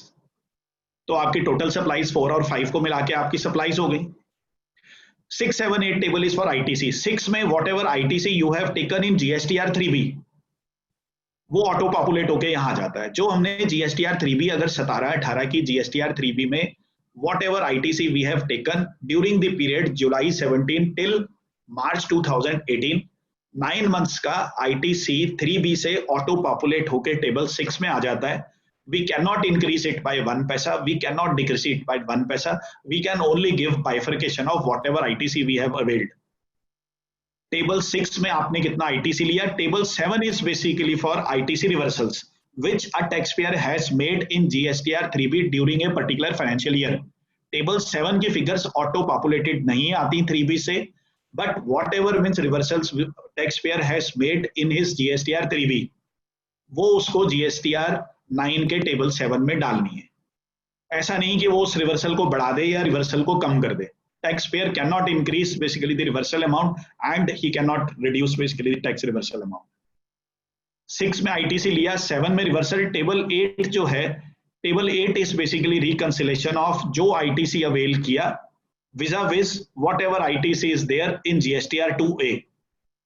But ये टेबल तो एक नकली टेबल है. इस टेबल से nobody can basically work out anything because I have given number of times same example कि for example वो आप reconciliation कर ही नहीं सकते. आज की डेट में भी डिपार्टमेंट कहता है कि नहीं आपके GSTR 2A में 100 रुपए का क्रेडिट है, आपने मीन्स 110 रुपए का क्रेडिट लिया है तो आप 10 रुपए रिवर्सल करो. But there is no basically correlation invoice wise. Suppose if I have sourced one mobile phone costing at 1 lakh rupees from mister Kajla ji, 18% IGST लग के 18,000 का आईजीएसटी है उनकी इनवॉइस पे. Second mobile phone I have sourced basically costing 1 lakh, 18% IGST from Sandeep Goyal ji. अब दो जगह से मैंने 1 लाख का मोबाइल खरीदा, दोनों जगह 18% आईजीएसटी अमाउंट है.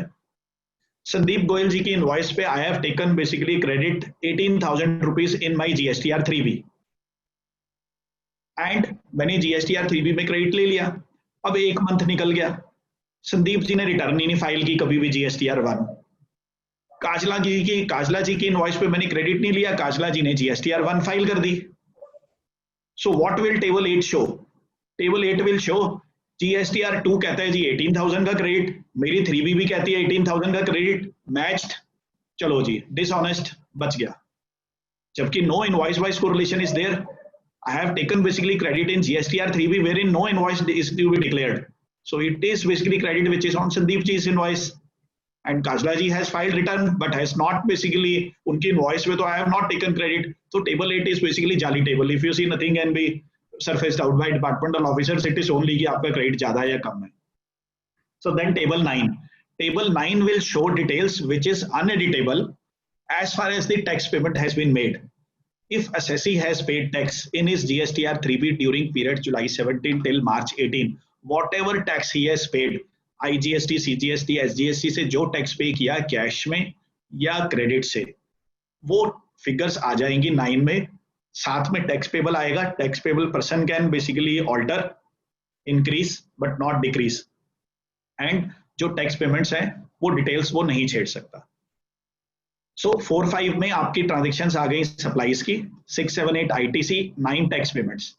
अब ये ट्रांजेक्शन्स तो वो ट्रांजेक्शन्स आएंगी 4 से 9 में जो आपने GSTR 3B में, 1 नहीं, 1 आप भूल जाओ, जो आपने GSTR 3B में 17-18 में ही दिखाई होंगी, या जब आप 18-19 की when you file GSTR 9, whatever taxes a person has paid in his GSTR 3B, वो ही ट्रांजेक्शन्स आपकी टेबल 4-5 में आती हैं जहां आपने GSTR 3B में दिखा दिया.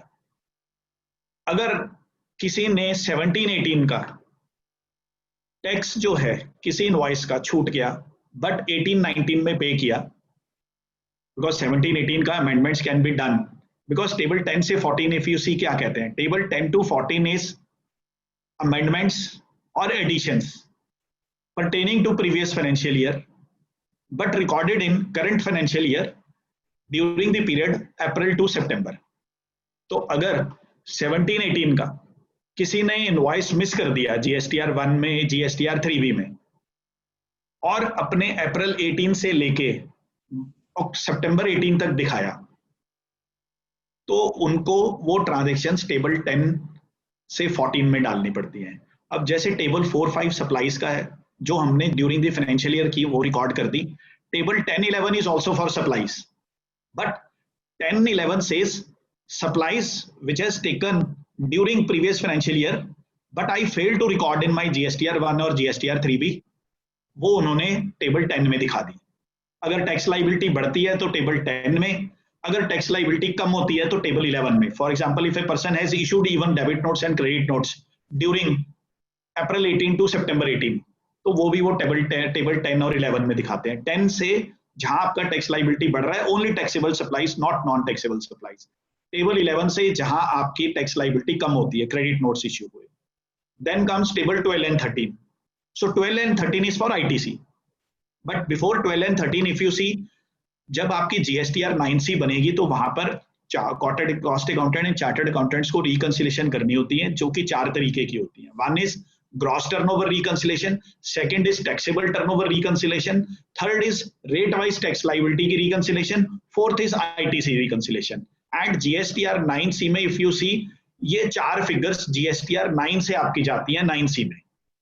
When you file GSTR 9, 4 figures, gross turnover, taxable turnover, GST की rate wise liability and means आपका ITC क्रेडिट, ये 4 GSTR 9C में ट्रांसफर होते हैं. If you sum up table 4, table 5 plus table 10 and table 11, तो ये आपकी ग्रॉस टर्नओवर बन जाएगी, which will when you file GSTR 9, so table 4 plus table 5 plus table 10 plus table 11 will be basically the aggregate sum which will go to GSTR 9C. Then table 12 and 13 is for ITC. ITC means document date, documents आपके previous financial year के 17-18 के, but ITC लेने के लिए आपको सितंबर month, अप्रैल 18 से सितंबर 18, सितंबर 18 month की जो ड्यू डेट है, वो फाइलिंग करने की जो ड्यू डेट है, तब तक means you can claim ITC until unless that particular date is extended by government or not. But 17-18 if you see, government has given relaxation in section 16(4). We'll also see what section 16(4) exactly says. तो 16(4) में उन्होंने कह दिया कि ठीक है, आप अक्टूबर 18 से मार्च 19 तक भी क्रेडिट ले सकते हो for 17-18, subject to condition that वो एंट्री आपकी GSTR 2A में अपीयर हो जाए, विच मीन्स आप जिस एंट्री पे क्रेडिट ले रहे हैं वो सामने वाले ने अपनी section 37 detail of outward supplies में रिकॉर्ड की होनी चाहिए.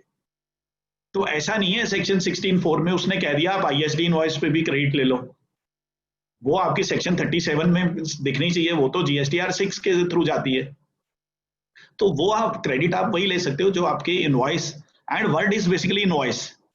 Now lot of litigations are there कि जी वहां पर तो section 16(4) which is basically a restricted section, वहां पर तो only the word invoice is there, and invoice as per the CGST Act means tax invoice.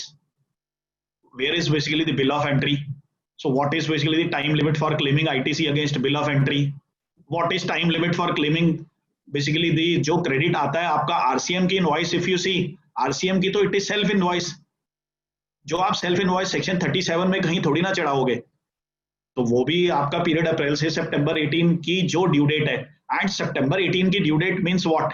सितंबर 18 की due date means basically the जो अक्टूबर 20 तक अगर आपको GSTR 3B फाइल करनी है। फॉर एग्जांपल 18-19 अगर हम फाइनेंशियल ईयर लें तो 18-19 के लिए last date for availing credit for documents having 18-19 financial year as a date वो था जब हम सितंबर 19 मंथ की GSTR 3B फाइल करने की ड्यू डेट।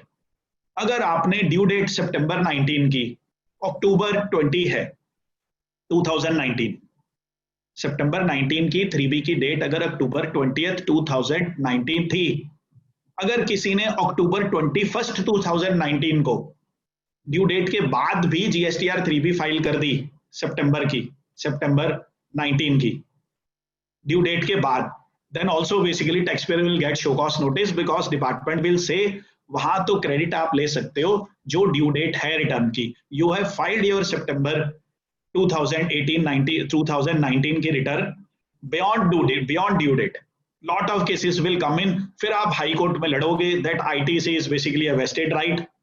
सो संदीप गोयल जी के काफी आर्टिकल्स भी हैं, so it's ITC is basically a vested right. तो जी डिले फाइल हो गई तो ये थोड़ी ना ITC मेरा उड़ जाए। So one is basically the procedural lapse. So procedural lapse cannot take away basically the right to avail credit. So then आपके टेबल 15 से 19 आएंगे। 15 से 19 में कुछ नहीं मिलेगा because when department will review, so they'll go through tables till 14 because 15 says exporter को information देनी है कि मेरे रिफंड्स कितने थे, कितने मैंने रिफंड फाइल किए, कितने मैंने रिफंड गवर्नमेंट से ले लिए, कितने मेरे रिफंड पेंडिंग है, कितने शो कॉज इशू हुए, कितने मैंने टैक्स दे दिए, what are basically the arrears pending. And ये टेबल 16 सेज कंपोजिशन डीलर से कितनी सप्लाई आई, मेरी मींस डीम्ड सप्लाई कितनी है, जॉब वर्क का मटेरियल जो with in a period of 1 year वापस नहीं आया, रॉ मटेरियल के केस में एंड कैपिटल गुड्स में 3 इयर्स तक, sales of goods on approval basis कितने हैं। Table 17-18 is for HSN for inward supplies, outward supplies. 19 is only information for late fees paid. So if you see now table 4, अब आपका table 4 आएगा। So अब I'll tell you basically table 4 में if you see table 4 में officers क्या देखेंगे, हमें सबको पता है हमने टेबल 4 की डिटेल्स फाइल की है। Table 4 has correlation, if you have filed GSTR 9 you can have basically GSTR 9 in front of you also, or if you don't have, session के बाद आप means you can correlate your table 4 with table 9 because table 4 और table 9 क्या है, so I'll show you।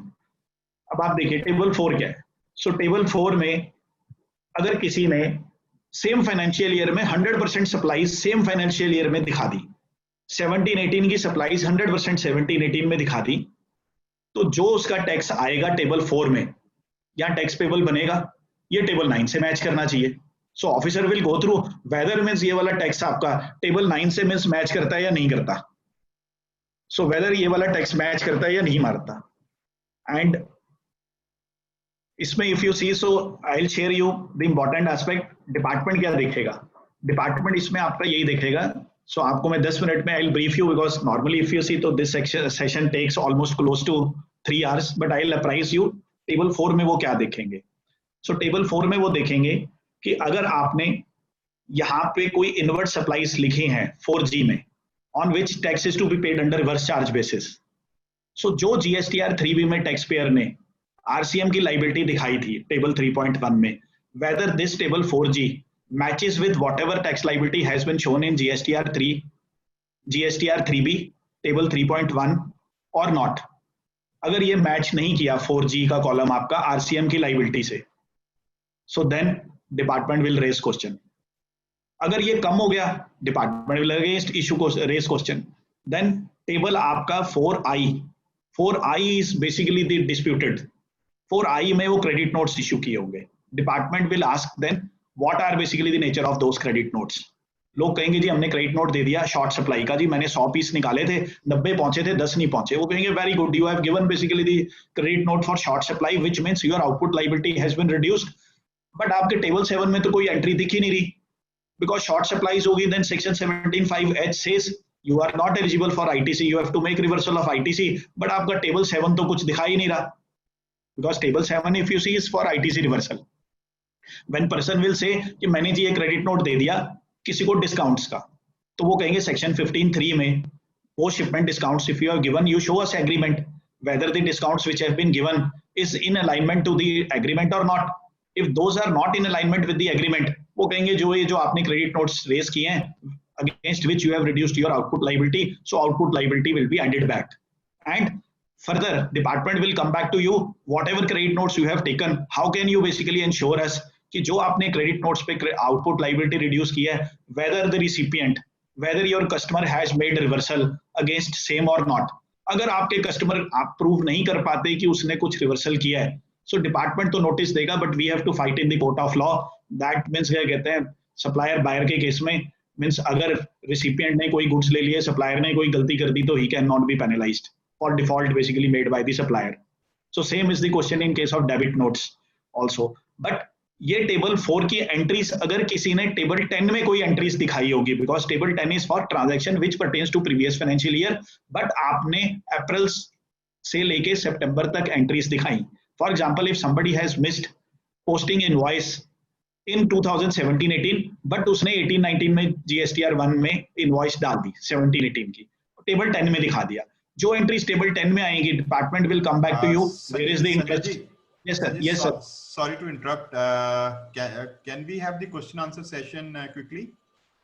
हाँ जी sir, बिल्कुल sir. हाँ, क्या सर इसमें अभी कितना अभी हमारा है इसमें स्लाइड्स? एक्चुअली सर है तो ये बड़ा, बट इसमें व्हाट आई विल डू इसकी है तो ये बड़ा, बट इसमें सर मैं 2-3 स्लाइड्स हैं वो कवर कर देता हूँ इंपॉर्टेंट। प्लीज हाँ, ताकि हम लोगों से question answer people are keen on asking questions, है ना? Sure sir, sure sir, right sir. So इसमें बिकॉज इफ यू सी तो almost means because it takes almost 3 hours, so क्योंकि एक कॉलम रन करूंगा तो it's basically a 3 hour session. So I will tell you basically the important aspect. So department table 4 में credit notes आपके दिखेगा, वो table 4F में भी देखेगा, आप टेबल 4G में देखेगा जो आपने RCM में टैक्स पे किया है।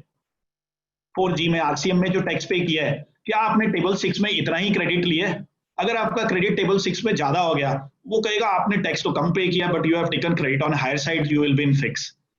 सो then comes basically the exports. Exports में what will basically the department come back to you is कि आपने जो एक्सपोर्ट्स किए हैं, now you have to give them proof if you have made exports under bond whether that export has been made within a period of 90 days or not. अगर export under bond 90 days में नहीं हुई, तो 15 days जब आपके खत्म होते हैं after 90 days, after 3 months, then you have to make reversal for I, then you have to pay whatever IGST is there along with interest. But अगर आप नहीं पे करते तो clause 3 is there of 96A which says 79 की state of recovery provisions officer enforce कर लेगा। But important is जब ऑफिसर देखेंगे कि अगर आपने एक्सपोर्ट ऑफ सर्विसेज से रिफंड लिया है, तो वो कहेंगे कि आपकी पेमेंट आ गई क्या, हमें दिखा दो। सर्विस के केस में सॉफ्टवेयर एक्सपोर्टर्स की पेमेंट नहीं आई होगी, तो मीन्स वो कहेंगे जो आप टैक्स है बनता है वो पे कर दो, बिकॉज सर्विसेज पे पेमेंट आनी विद इन 1 year मैंडेटरी थी, गुड्स पे नहीं थी। गुड्स पे अभी आया है सेक्शन 96B, रूल 96B आपका। So then if you see, so 5 is basically, मैं आपको 5 बता देता हूँ, इसका ऑब्जेक्टिव बता देता हूँ 5 का, नहीं तो this will take almost close to 3 hours। So table 5 में इंपॉर्टेंट क्या है आपका, table 5 is basically for exempted. Table 5 में अगर किसी ने एंट्रीज दिखाई हैं और टेबल 7 में एंट्रीज नहीं है, because 5 is for exempted. Exempted means you are not eligible for availing ITC। if you have if you no entries there in table 7 for ITC reversal and a person has shown कि मेरी supply exempt हुई, nil rated हुई, non GST हुई, तो means आप गए। supplies on which tax to be paid under reverse charge basis, for example transporters है, department audit करने जाता है ट्रांसपोर्टर्स का, अब वो ट्रांसपोर्टर भी है, CHA भी है, बट उसकी ट्रांसपोर्ट की सर्विस RCM में है। Section 17(3) CGST clearly says exempt supplies include supplies on which tax is to be paid under reverse charge। आप ट्रांसपोर्टर हो, आप CHA भी हो, ट्रांसपोर्टर की आप क्रेडिट फुल ले ही नहीं सकते। सो अगर आपके ऑफिस में इसी आपने लगा दिया you are rendering services of CHA which is charged to forward tax and GTA which is charged to reverse tax, वो उड़ जाएंगी आपकी। सो देन इसमें I will basically share you 2 aspects जो इंपॉर्टेंट है, rest are basically the details. 6 में इतना touch नहीं करते, बिकॉज 6 में इफ यू सी ITC का ब्रेकअप ही देना है, बट 6 में इंपॉर्टेंट क्या आएगा, time limit for availing ITC, because time limit for availing ITC if you see section 16(4) is basically going to be a disputed section, कि section 16(4) time limit कहता है आपको कि आपको आईटीसी अगर 17-18 का अवेल करना था, तो जो भी लास्ट ड्यू डेट मींस आपकी मार्च 19 हो गई थी रिटर्न फाइल करने की, which was April 19, 30th April 19 return मार्च 19 की फाइल करने की वही रहेगी। बट आपको ये देखना है कि सेक्शन 16(4) में कंस्ट्रेंट है, but if you go through section 16(2) it starts with notwithstanding anything contained in this section, which means section 16(2) तो 16(4) को भी ओवररूल कर देता है। अगर सेक्शन 16(2) ने नॉटविथस्टैंडिंग ने 16(4) को ओवररूल कर दिया, तो सेक्शन 16(2) क्लियरली सेज आपकी 4 कंडीशंस होनी चाहिए। One is you should be in receipt of tax invoice, receipt of goods and services, person should have paid basically the tax and he should have filed return under section 39। ये तो कहीं लिखा ही नहीं कि return under section 39 कब तक file करे, तो सेक्शन 16(2) तो नॉटविथस्टैंडिंग है सेक्शन 16(4) को ओवररूल कर देता है, बिकॉज इनपुट टैक्स क्रेडिट पे भी lot of queries will be there, so वो आपके अलग आएंगे। बट इसमें आपका जो इंपॉर्टेंट रहेगा, सो आईटीसी ऑन कंस्ट्रक्शन सर्विसेज यहाँ पर मीन 17(5)(c) और D में काफी डिस्प्यूट होगा, because works contract services if you go by, because आपका आईटीसी का आई थिंक वो एक सेशन डिफरेंट ही होगा, because 15(c) and 17(5)(c) and D, C और D में काफी डिस्प्यूट्स होंगे, because whether the property is movable और इमूवेबल, वो यूजर टेस्ट सुप्रीम कोर्ट के डिसीजंस हैं। एंड इसमें आपके लिए important I will share basically the one aspect with you. So जो आपका इंपॉर्टेंट रहेगा, टेबल 7 आपका रिवर्सल्स का है, 8 आप मैचिंग का है, वो छोड़ दीजिए। 9 में आपको सिर्फ एक ही क्वेरी आएगी। 9 में आपकी जो क्वेरी आएगी, अगर किसी ने अपने रिटर्न में लेट फीस पे की है, तो डिपार्टमेंटल ऑफिसर विल से कि लेट फीस तो, क्योंकि आपने GSTR 3 भी लेट फाइल की होगी, तो इंटरेस्ट कहाँ है, तो इंटरेस्ट की recovery if you see no show cause notice is going to be there, straight away section 79 will be enforced. And ये लास्ट में आपको बता देता हूँ, so interest applicability, because if you see जब ऑफिसर शो कॉज इशू करेगा, तो section 51 तो कहता है any person who is liable to pay tax, which means अगर मेरी रिटर्न डिले हो गई, इनवॉइस मैंने कोई मिस कर दी, आई कैन अंडरस्टैंड सेक्शन 51 लगा लो। सेक्शन 53 जब भी लगेगा, 53 says 24% tax, which says undue or excess claim of ITC under section 4210 and 4310। 4210 और 4310 तो आज तक आया ही नहीं, because 24% interest 4210 says matching of ITC, GSTR 2 तो है ही नहीं, तो मैच क्या होगा ITC। सेक्शन 43 says आपके क्रेडिट नोट्स वाला जो रेस किया है, तो 42 43 तो आज तक आया ही नहीं है, तो 24% इंटरेस्ट किस चीज का लगेगा, because this you have to basically specifically take care of कि 53 अगर कोई लगाता है, तो आप कहिए कि रूल 69 और रूल 73 में आपका तो मैच, जब तक GSTR 2 आती नहीं है, because law rule 69 73 clearly says if the GSTR 1 और 2 is deferred extended, matching concept is also extended. तो मैचिंग कंसेप्ट तो आज तक आया ही नहीं है, क्योंकि मैचिंग कंसेप्ट आता तो पूरा 4210 4310 देखेंगे, मैचिंग होती, ऑफिसर हमें MIS 1 फॉर्म में कम्युनिकेट करता, ये टैक्स मैच नहीं हुआ, आप रिवर्स करो, हम रिवर्स करते, उसके कहने पे भी अगर हम रिवर्स नहीं करते, तो मींस हमारा मींस ये 4210 और 4310 आता। So matching concept is not there, so various cases will be there. किसी ने ITC ले लिया, ITC लेके रिवर्स कर लिया, तो it is as good as Bombay Dyeing की जजमेंट सुप्रीम कोर्ट की, it is there. So when you are taking credit and making reversal of same, it is as good as non availment of credit. So वो आपके interest की lot of litigations will be there. So अभी तो बाकी तो means आपका summary है, सो कुछ रहेगा आपका means you can basically issues means question answers we can discuss on, बाकी तो बेसिकली टेबल्स ही हैं आपके सभी। संजय जी आप ये स्लाइड अपनी शेयर कर लेना, I will put it on the chat. Sure sir, sure, मैं आपको ये दूंगा व्हाट्सएप ग्रुप आल्सो, है ना? Sure sir, sure sir. Sir we can take questions now. Yes sir, yes sir. Firstly, Mr. Rupinder Dhand. I'm going to unmute him. Rupinder जी आप अपने आप को unmute कर लीजिए please. Dhand साहब is there. Mr. Kansal, please unmute yourself. Yes, you can go ahead with your question.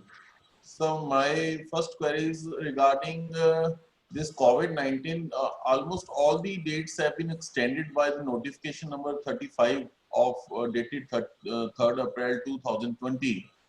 Correct, sir. But as far as the person who have opted out of composition to regular scheme, ITC1 is required to be filed within 30 days. But now when the person goes to file ITC1 after 30 days, the portal does not allow him to file ITC1, form ITC1. So first query is this: when all the dates have been extended and there's a judgment of Supreme Court also, why that every time this problem is coming from the department side? Sir, वो तो मैं agree with you, because if you see when this notification 35 came in, तो जिन्होंने कह दिया whatever compliances are there which falls between March basically till means 20th 9 June, so it has been extended till June 30th.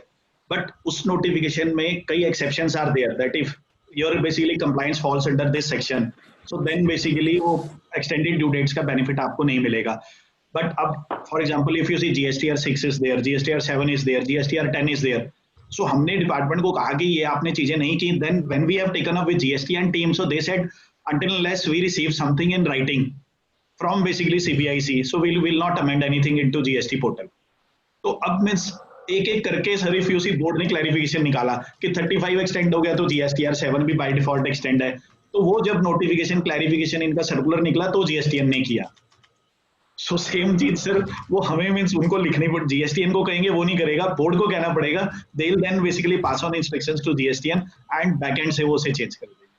And second query is that when all the late fees and are deleted, they are giving time and again relaxation to the persons who have not filed returns from 1st July till now, that we will not levy late fees.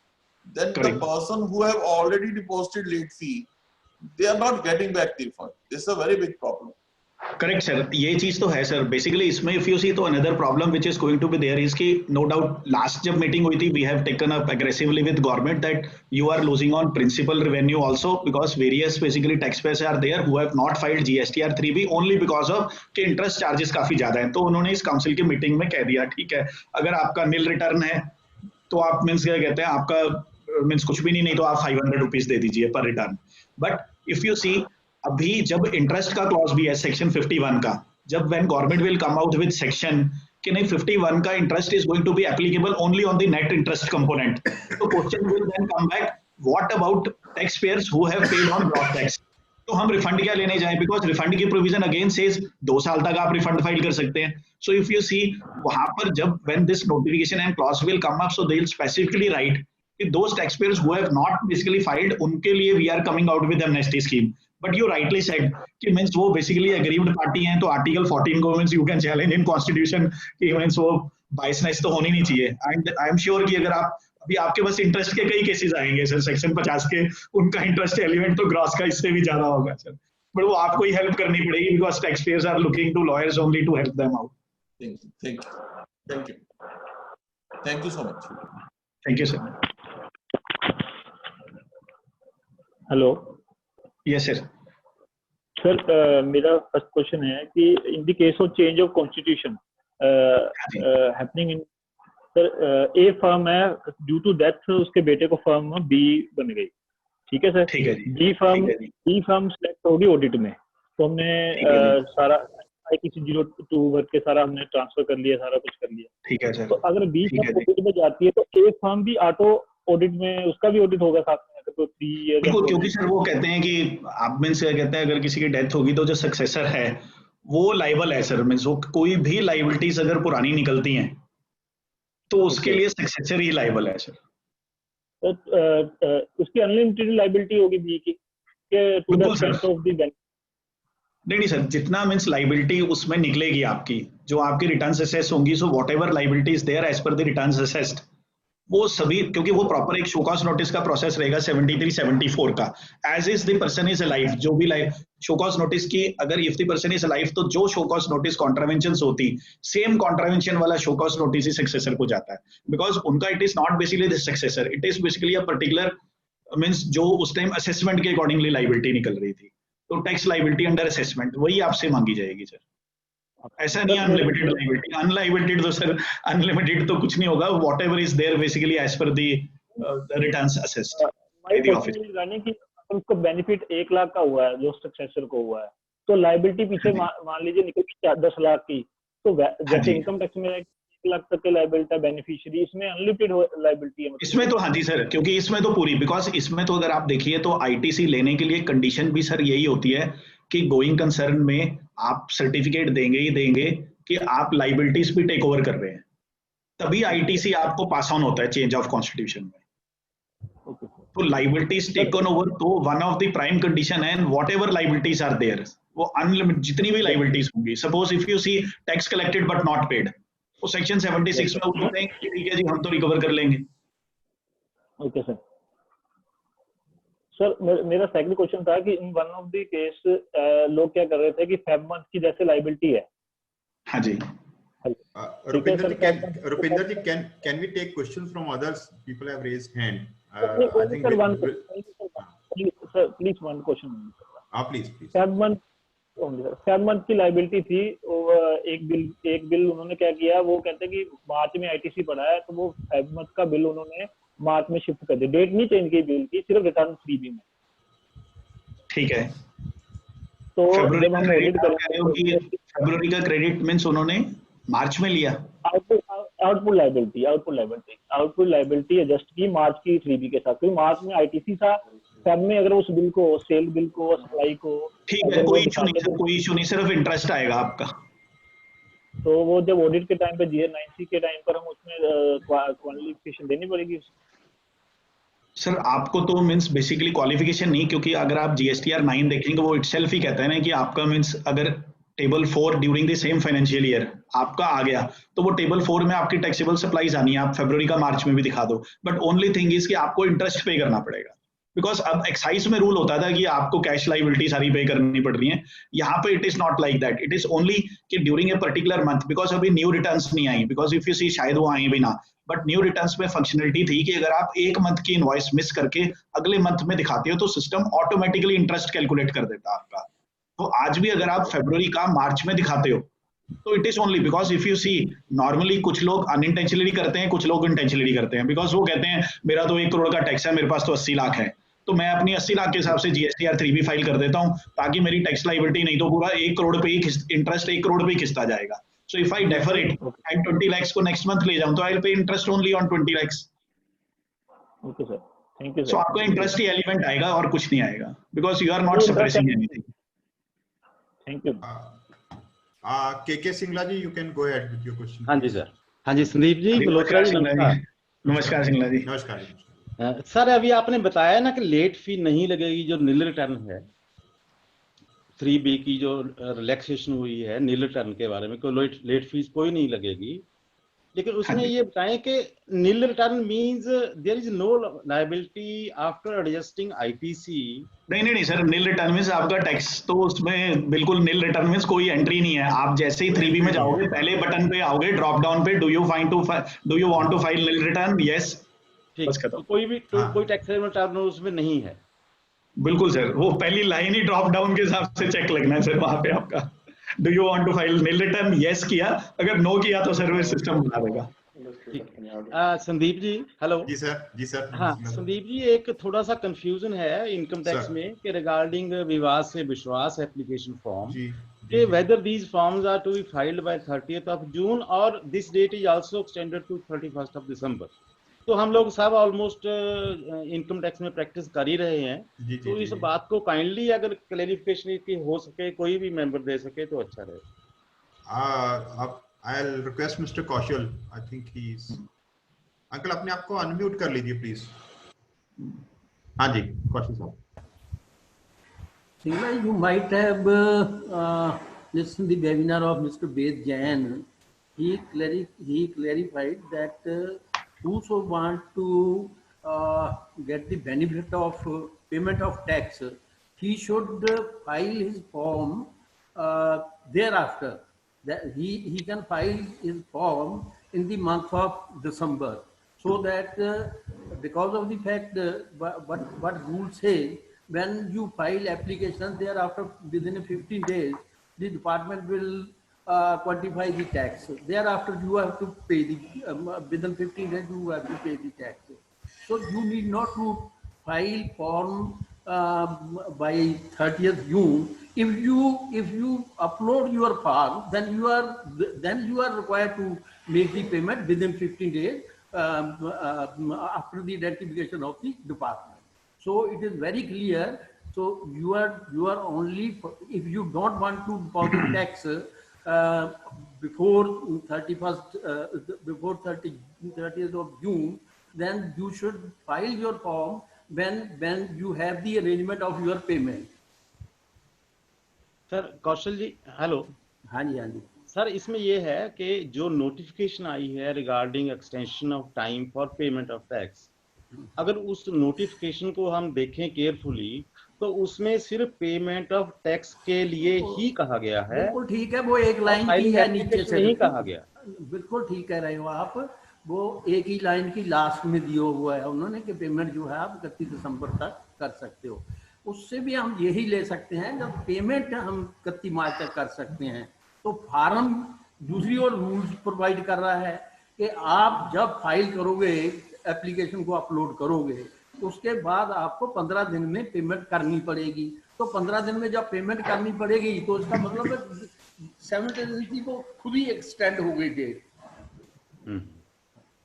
Sir इसमें जैसे question आया हुआ था कि when audit for one state is proposed to be conducted, whether auditor can ask for information from other state. वो तो sir yes वो मांगेगा, because सर जब audit एक GST नंबर का करेगा, if a person is having 3 GST numbers, वो बाकी 2 की भी GSTR 9C मांग लेगा और टेबल 5A तीनों का GSTR 9C का ऐड करके देखेगा बैलेंस शीट की सेल्स के साथ मैच करता है या नहीं करेगा तो फिर वो कह देगा GSTR 9C ही गलत है. प्लस सर एक क्वेश्चन था, why tax can not be decrease in table 9 of GSTR 9. Tax अगर आप डिक्रीज करोगे वो सिस्टम आपके रिटर्न को सेव करने ही नहीं देगा, बिकॉज उन्होंने चेक ही लगाया हुआ है, you can only increase the tax but not reduced. So कर ही नहीं सकते. प्लस एक और था कि person when the portal does not allow ITC to file ITC due to wrong cancellation of GST registration number by department, restoration of registration is done beyond the due date of filing. What has to be done? If the portal does not allow to file ITC due to wrong cancellation of GST registration, the restoration of registration is done beyond the due date. What has to be done? ये तो sir GSTN में लिखेंगे, GSTN उसको restore कर देता है, but वैसे भी ITC 01 GSTN वाले ही रिस्टोर करेंगे सर. आपको मीन्स अपनी वो टिकट जनरेट करनी पड़ेगी. देन बेसिकली या तो you can make a request to officer will basically create a ticket and forward it to back end GSTN team and they will basically unlock ITC and उसका due date increase कर देंगे. Sir I will request mister Kadla, he has raised his hand, he is also unmute. Sir जो बाकी participant जो hand raise कर रहे हैं वो काइंडली अपने आप को अनम्यूट कर ले, तभी वो क्वेश्चन पूछ पाएंगे. संदीप जी रिप्लाई हो चुका ऑलरेडी रिगार्डिंग सिगा audit of one state and the objection regarding another issue is sir एक RCM की जो हम पे किया है और उसका क्रेडिट हमने एनुअल स्टेटमेंट में नहीं लिया टिल डेट. सर देखो RCM जो है ना, बेसिकली RCM पे आप अगर हायर कोर्ट्स में जाओगे तो हायर कोर्ट्स में आप केस जीत सकते हो, बिकॉज अगर आप देखिए सेक्शन 16(4) जो एक रिस्ट्रिक्टेड सेक्शन है ITC के क्रेडिट का, वो कहता है सर इनवॉइसेस मीन्स, अब इनवॉइस में अगर हम देखें तो इनवॉइस तो मीन्स आप RCM की टैक्स इनवॉइस कब रेज करोगे सर. तो सबसे पहला क्वेश्चन तो ये है कि टैक्स इनवॉइस RCM की रेज करने के लिए एक्ट में क्लैरिटी ही नहीं है सर.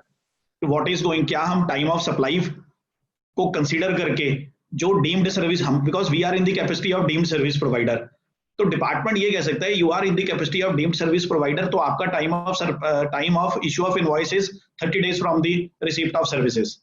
बट हम डीम्ड सर्विस प्रोवाइडर की कैटेगरी में है, तो इशू ऑफ सर्विस के केस में तो इनवॉइस आपको 30 days के अंदर इशू करना, वो सप्लायर के केस में लिखा हुआ है, डीम्ड सर्विस प्रोवाइडर में नहीं लिखा हुआ. तो वहां पर आप इनवॉइस अगर कोर्ट में जाओगे तो डिपार्टमेंट को प्रूव करना मुश्किल हो जाएगा जी कौन सी एक्ट की एक्सप्लिसिट तो कहीं नहीं लिखा कि आपका time of issue of invoice RCM के इनवॉइस में ये डेट है. तो आपके चांसेस तो काफी हैं सर जीतने के.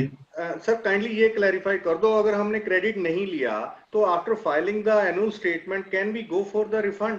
सर वो आज आप मीन्स क्या कहते हैं, नहीं रिफंड नहीं सर, आपने RCM का अगर क्रेडिट नहीं लिया, क्रेडिट तो सर आप RCM का तब लोगे जब आप सेल्फ इनवॉइस बनाओगे.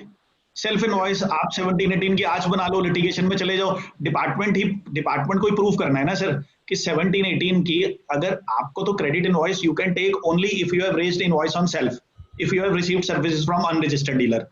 तो वो तो डिपार्टमेंट हैज टू प्रूव कि कौन से सेक्शन में एक्सप्लिसिटली लिखा हुआ है कि time of issue invoice in case of RCM supplies 30 days from the date of receipt of service होगा। तो कोई कॉन्ट्रावेंशन तो बताएंगे ना सर कि हमें इनवॉइस आरसीएम की कहाँ लिखा है इतनी डेट तक इशू करनी है, because we are in the capacity of deemed service provider, receiver deemed service provider when we are paying tax, but recipient के केस में कहाँ पे लिखा सर? वो एक फ्लॉ है सर मिस वहाँ। I'll request Mr. Ajay Garg. He has raised his hand. बोलिए, please go ahead. सर मेरे क्वेश्चन ये है, जैसे हमने 17-18 की एनुअल फाइल की थी, तो उसमें 10 से 11-12 में हमने कुछ कॉलम में पिछले साल की फिगर 18-19 में दिखाई थी। नहीं, एक बार आप दोबारा बताना सर, 17-18 आप एक बार दोबारा बताना सर। 17-18 की कुछ फिगर्स जैसे आईटीसी की और आउटपुट की हमने 18-19 में दिखाई थी, ठीक है? 18-19 में आपने कब से कब तक दिखाई सर, या तो एक स्पेसिफिक सर मुझे बता दो जी। सर सितंबर 18 तक। सितंबर 18 तक आईटीसी जो आपका 17-18 का था आपने सितंबर 18 में लिया सर? हाँ जी सर। ठीक है, ठीक है, मैंने एनुअल में उसको 11-12 कॉलम में दिखा दिया। ठीक है सर। ठीक है, अब मैंने 18-19 की फाइल करनी है और मेरा यही सेम प्रॉब्लम है, भी मैंने 18-19 का आईटीसी 19-20 में लिया है सर। उसमें ना जो टेबल 8 गवर्नमेंट ने अभी 18-19 की अगर आप रिटर्न देखोगे ना, हाँ जी, तो 18-19 की रिटर्न में जो टेबल 8 है ना, हाँ जी, वो टेबल 8 पे ऑलरेडी हमने जीएसटीएन के साथ और बोर्ड के साथ टेकअप किया हुआ है, वो टेबल 8 ही गलत बना हुआ है। बिकॉज टेबल 8 क्या कर रहा है, जो आपका जीएसटीआर 3B का 18-19 का क्रेडिट है वो उठा रहा है। अब उस 18-19 में आपने 17-18 का क्रेडिट भी लिया हुआ है, वो माइनस होना चाहिए, वो माइनस नहीं कर रहा। हाँ जी, हाँ जी, यही प्रॉब्लम है। तो टेबल 8 सर, इसलिए गवर्नमेंट ने ये कह दिया था कि टेबल 8 आप अपनी मर्जी से बना लो और जीएसटीआर 9C के टाइम पे पीडीएफ फाइल में आप अपनी अपलोड कर देना। Thank you so much, sir, for the answer. Now I'll request Mr. CA Tushar Bajaj, if you can please go ahead. CA Tushar Bajaj. Tushar, please go ahead. Sir, my question is that sir, deficiency memos आजकल आ रहे हैं जिसमें लिखा हुआ है कि 2 years has been expired and you have filed the refund, sir, of 17-18. No sir, inverted duty structure. No, inverted duty structure. नहीं 2 years ठीक है, फ्रॉम द रेलेवेंट डेट। बिल्कुल सर, बट हाँ जी सर, 3B की डेट एक्सटेंड हो गई थी 31 मार्च 2019 तक। सर उस केस में हम लोग ये डिपार्टमेंट को चैलेंज कर सकते हैं? नहीं, आपके केस में मीन्स आपको ये देखना पड़ेगा क्योंकि वो रेलेवेंट डेट है। अब रेलेवेंट डेट अगर आपकी जीएसटीआर 3B के रिटर्न आप डाउनलोड कर लो, बिकॉज रेलेवेंट डेट आपके लिए अगर मीन्स, क्योंकि हर केस के लिए relevant date is going to be altogether different, because अब जो लेट फीस वाले आएंगे उनके लिए भी एक रेलेवेंट डेट आ जाएगी कि आप इतने देर तक फाइल करते हो, बट उसमें condition is going to be कि लेट फीस वेव ऑफ करेंगे, बाकी चीजें वेव ऑफ नहीं करेंगे। सो आपके केस में वो रेलेवेंट डेट देखेंगे कि अगर आप इन्वर्टेड ड्यूटी स्ट्रक्चर का रिफंड ले रहे हैं तो आपके लिए वो means actual means return filing due date क्या थी, तो वो बेसिकली जो मार्च 19 तक एक्सटेंड हुई थी, मार्च 19 तक उन्होंने एक एमनेस्टी स्कीम के अकॉर्डिंगली एक्सटेंड की थी, बट बाय डिफॉल्ट नहीं सबकी एक्सटेंड कर दी थी। बाय डिफॉल्ट नहीं हुई थी, bye Tushar ji due date extend नहीं हुई थी, उन्होंने सिर्फ उसकी लेट फीस वेव करी थी। लेट फीस वेव की थी, otherwise that will still be considered as a late filing. Okay, बिल्कुल, thank you sir. Now mister Rohit Kumar, Ajay गार, mister Rohit Kumar, please unmute yourself, Mr. Rohit Kumar.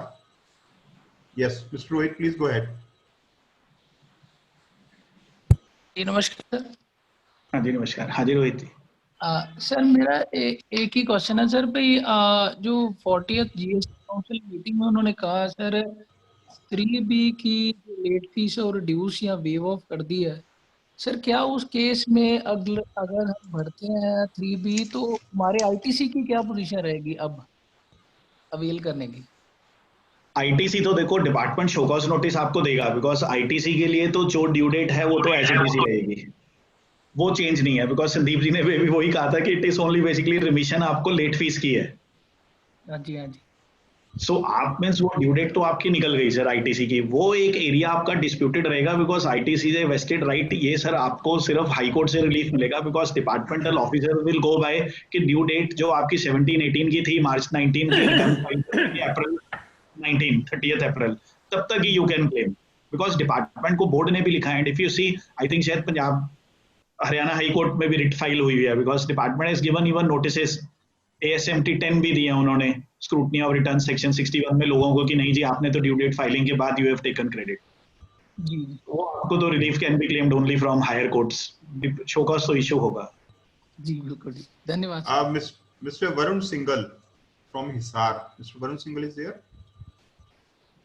So Varun Singhal जी का question था, how should the claim of ITC pertain to 17-18 claimed in financial year 18-19 be shown in table 6 of GSTR 9? Table 6 में नहीं आएगा, table 6 तो आपका 6 है, तो जो आपने क्रेडिट 17-18 का 9 मंथ्स में लिया है वो टेबल 6 में ऑटो पॉपुलेटेड आ जाता है, आपको सिर्फ उसका ब्रेकअप देना है। आप क्रेडिट मीन 17-18 का 18-19 टेबल 6 में नहीं दिखाओगे, टेबल 12 में ले जाओ आप उसको।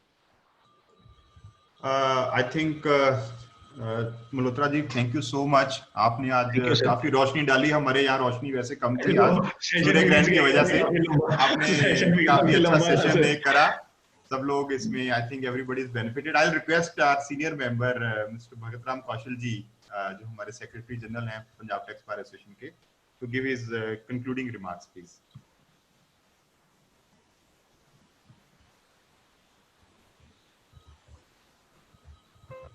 कौशल साहब।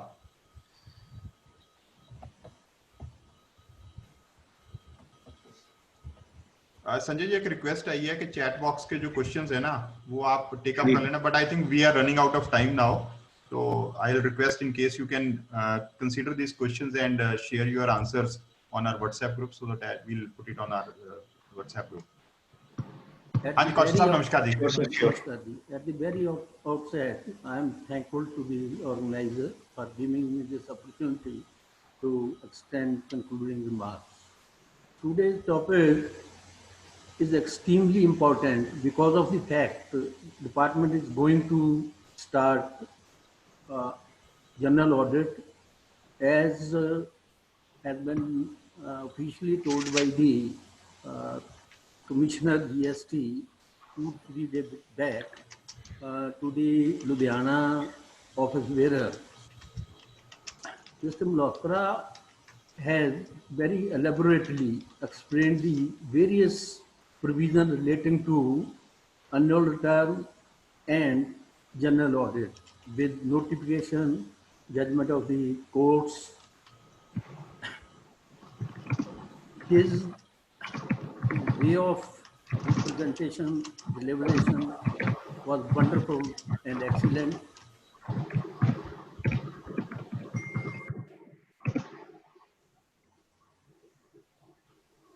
We are grateful for the time and efforts you took to share your knowledge, thoughts, and experience. Thank you very much, Mr. Malhotra, for your contribution. Thank you.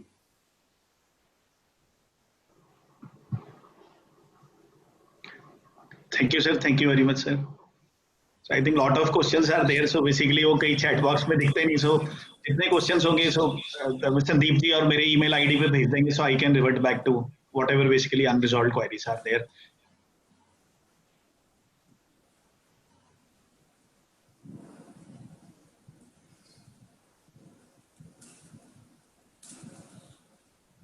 I think lot of questions are there कि अगर even if किसी ने car cell कर दी WD value से तो उस पर tax आएगा ही नहीं because margin scheme is there, CGST की नोटिफिकेशन 8/2018 आप देख सकते हैं.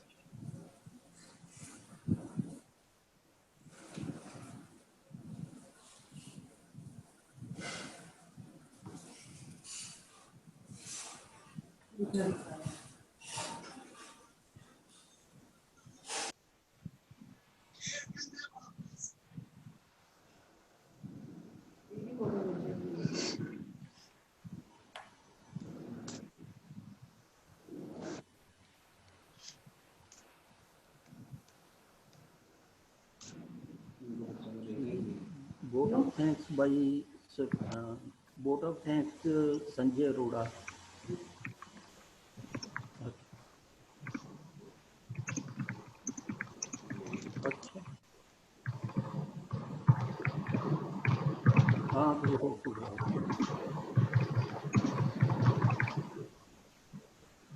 सिंगला जी तो करा दो.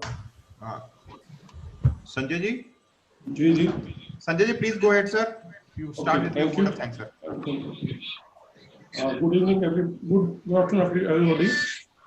Very good session, interactive analysis of the subject. I would like to thank Speaker Shri Sanjay Malhotra ji.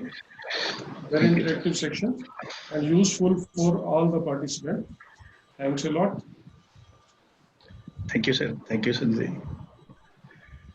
So friends, with this, we are going to wind up our session. Our heartful thanks to Sanjay Malhotra ji for having spared your time, and you have shown us the way forward.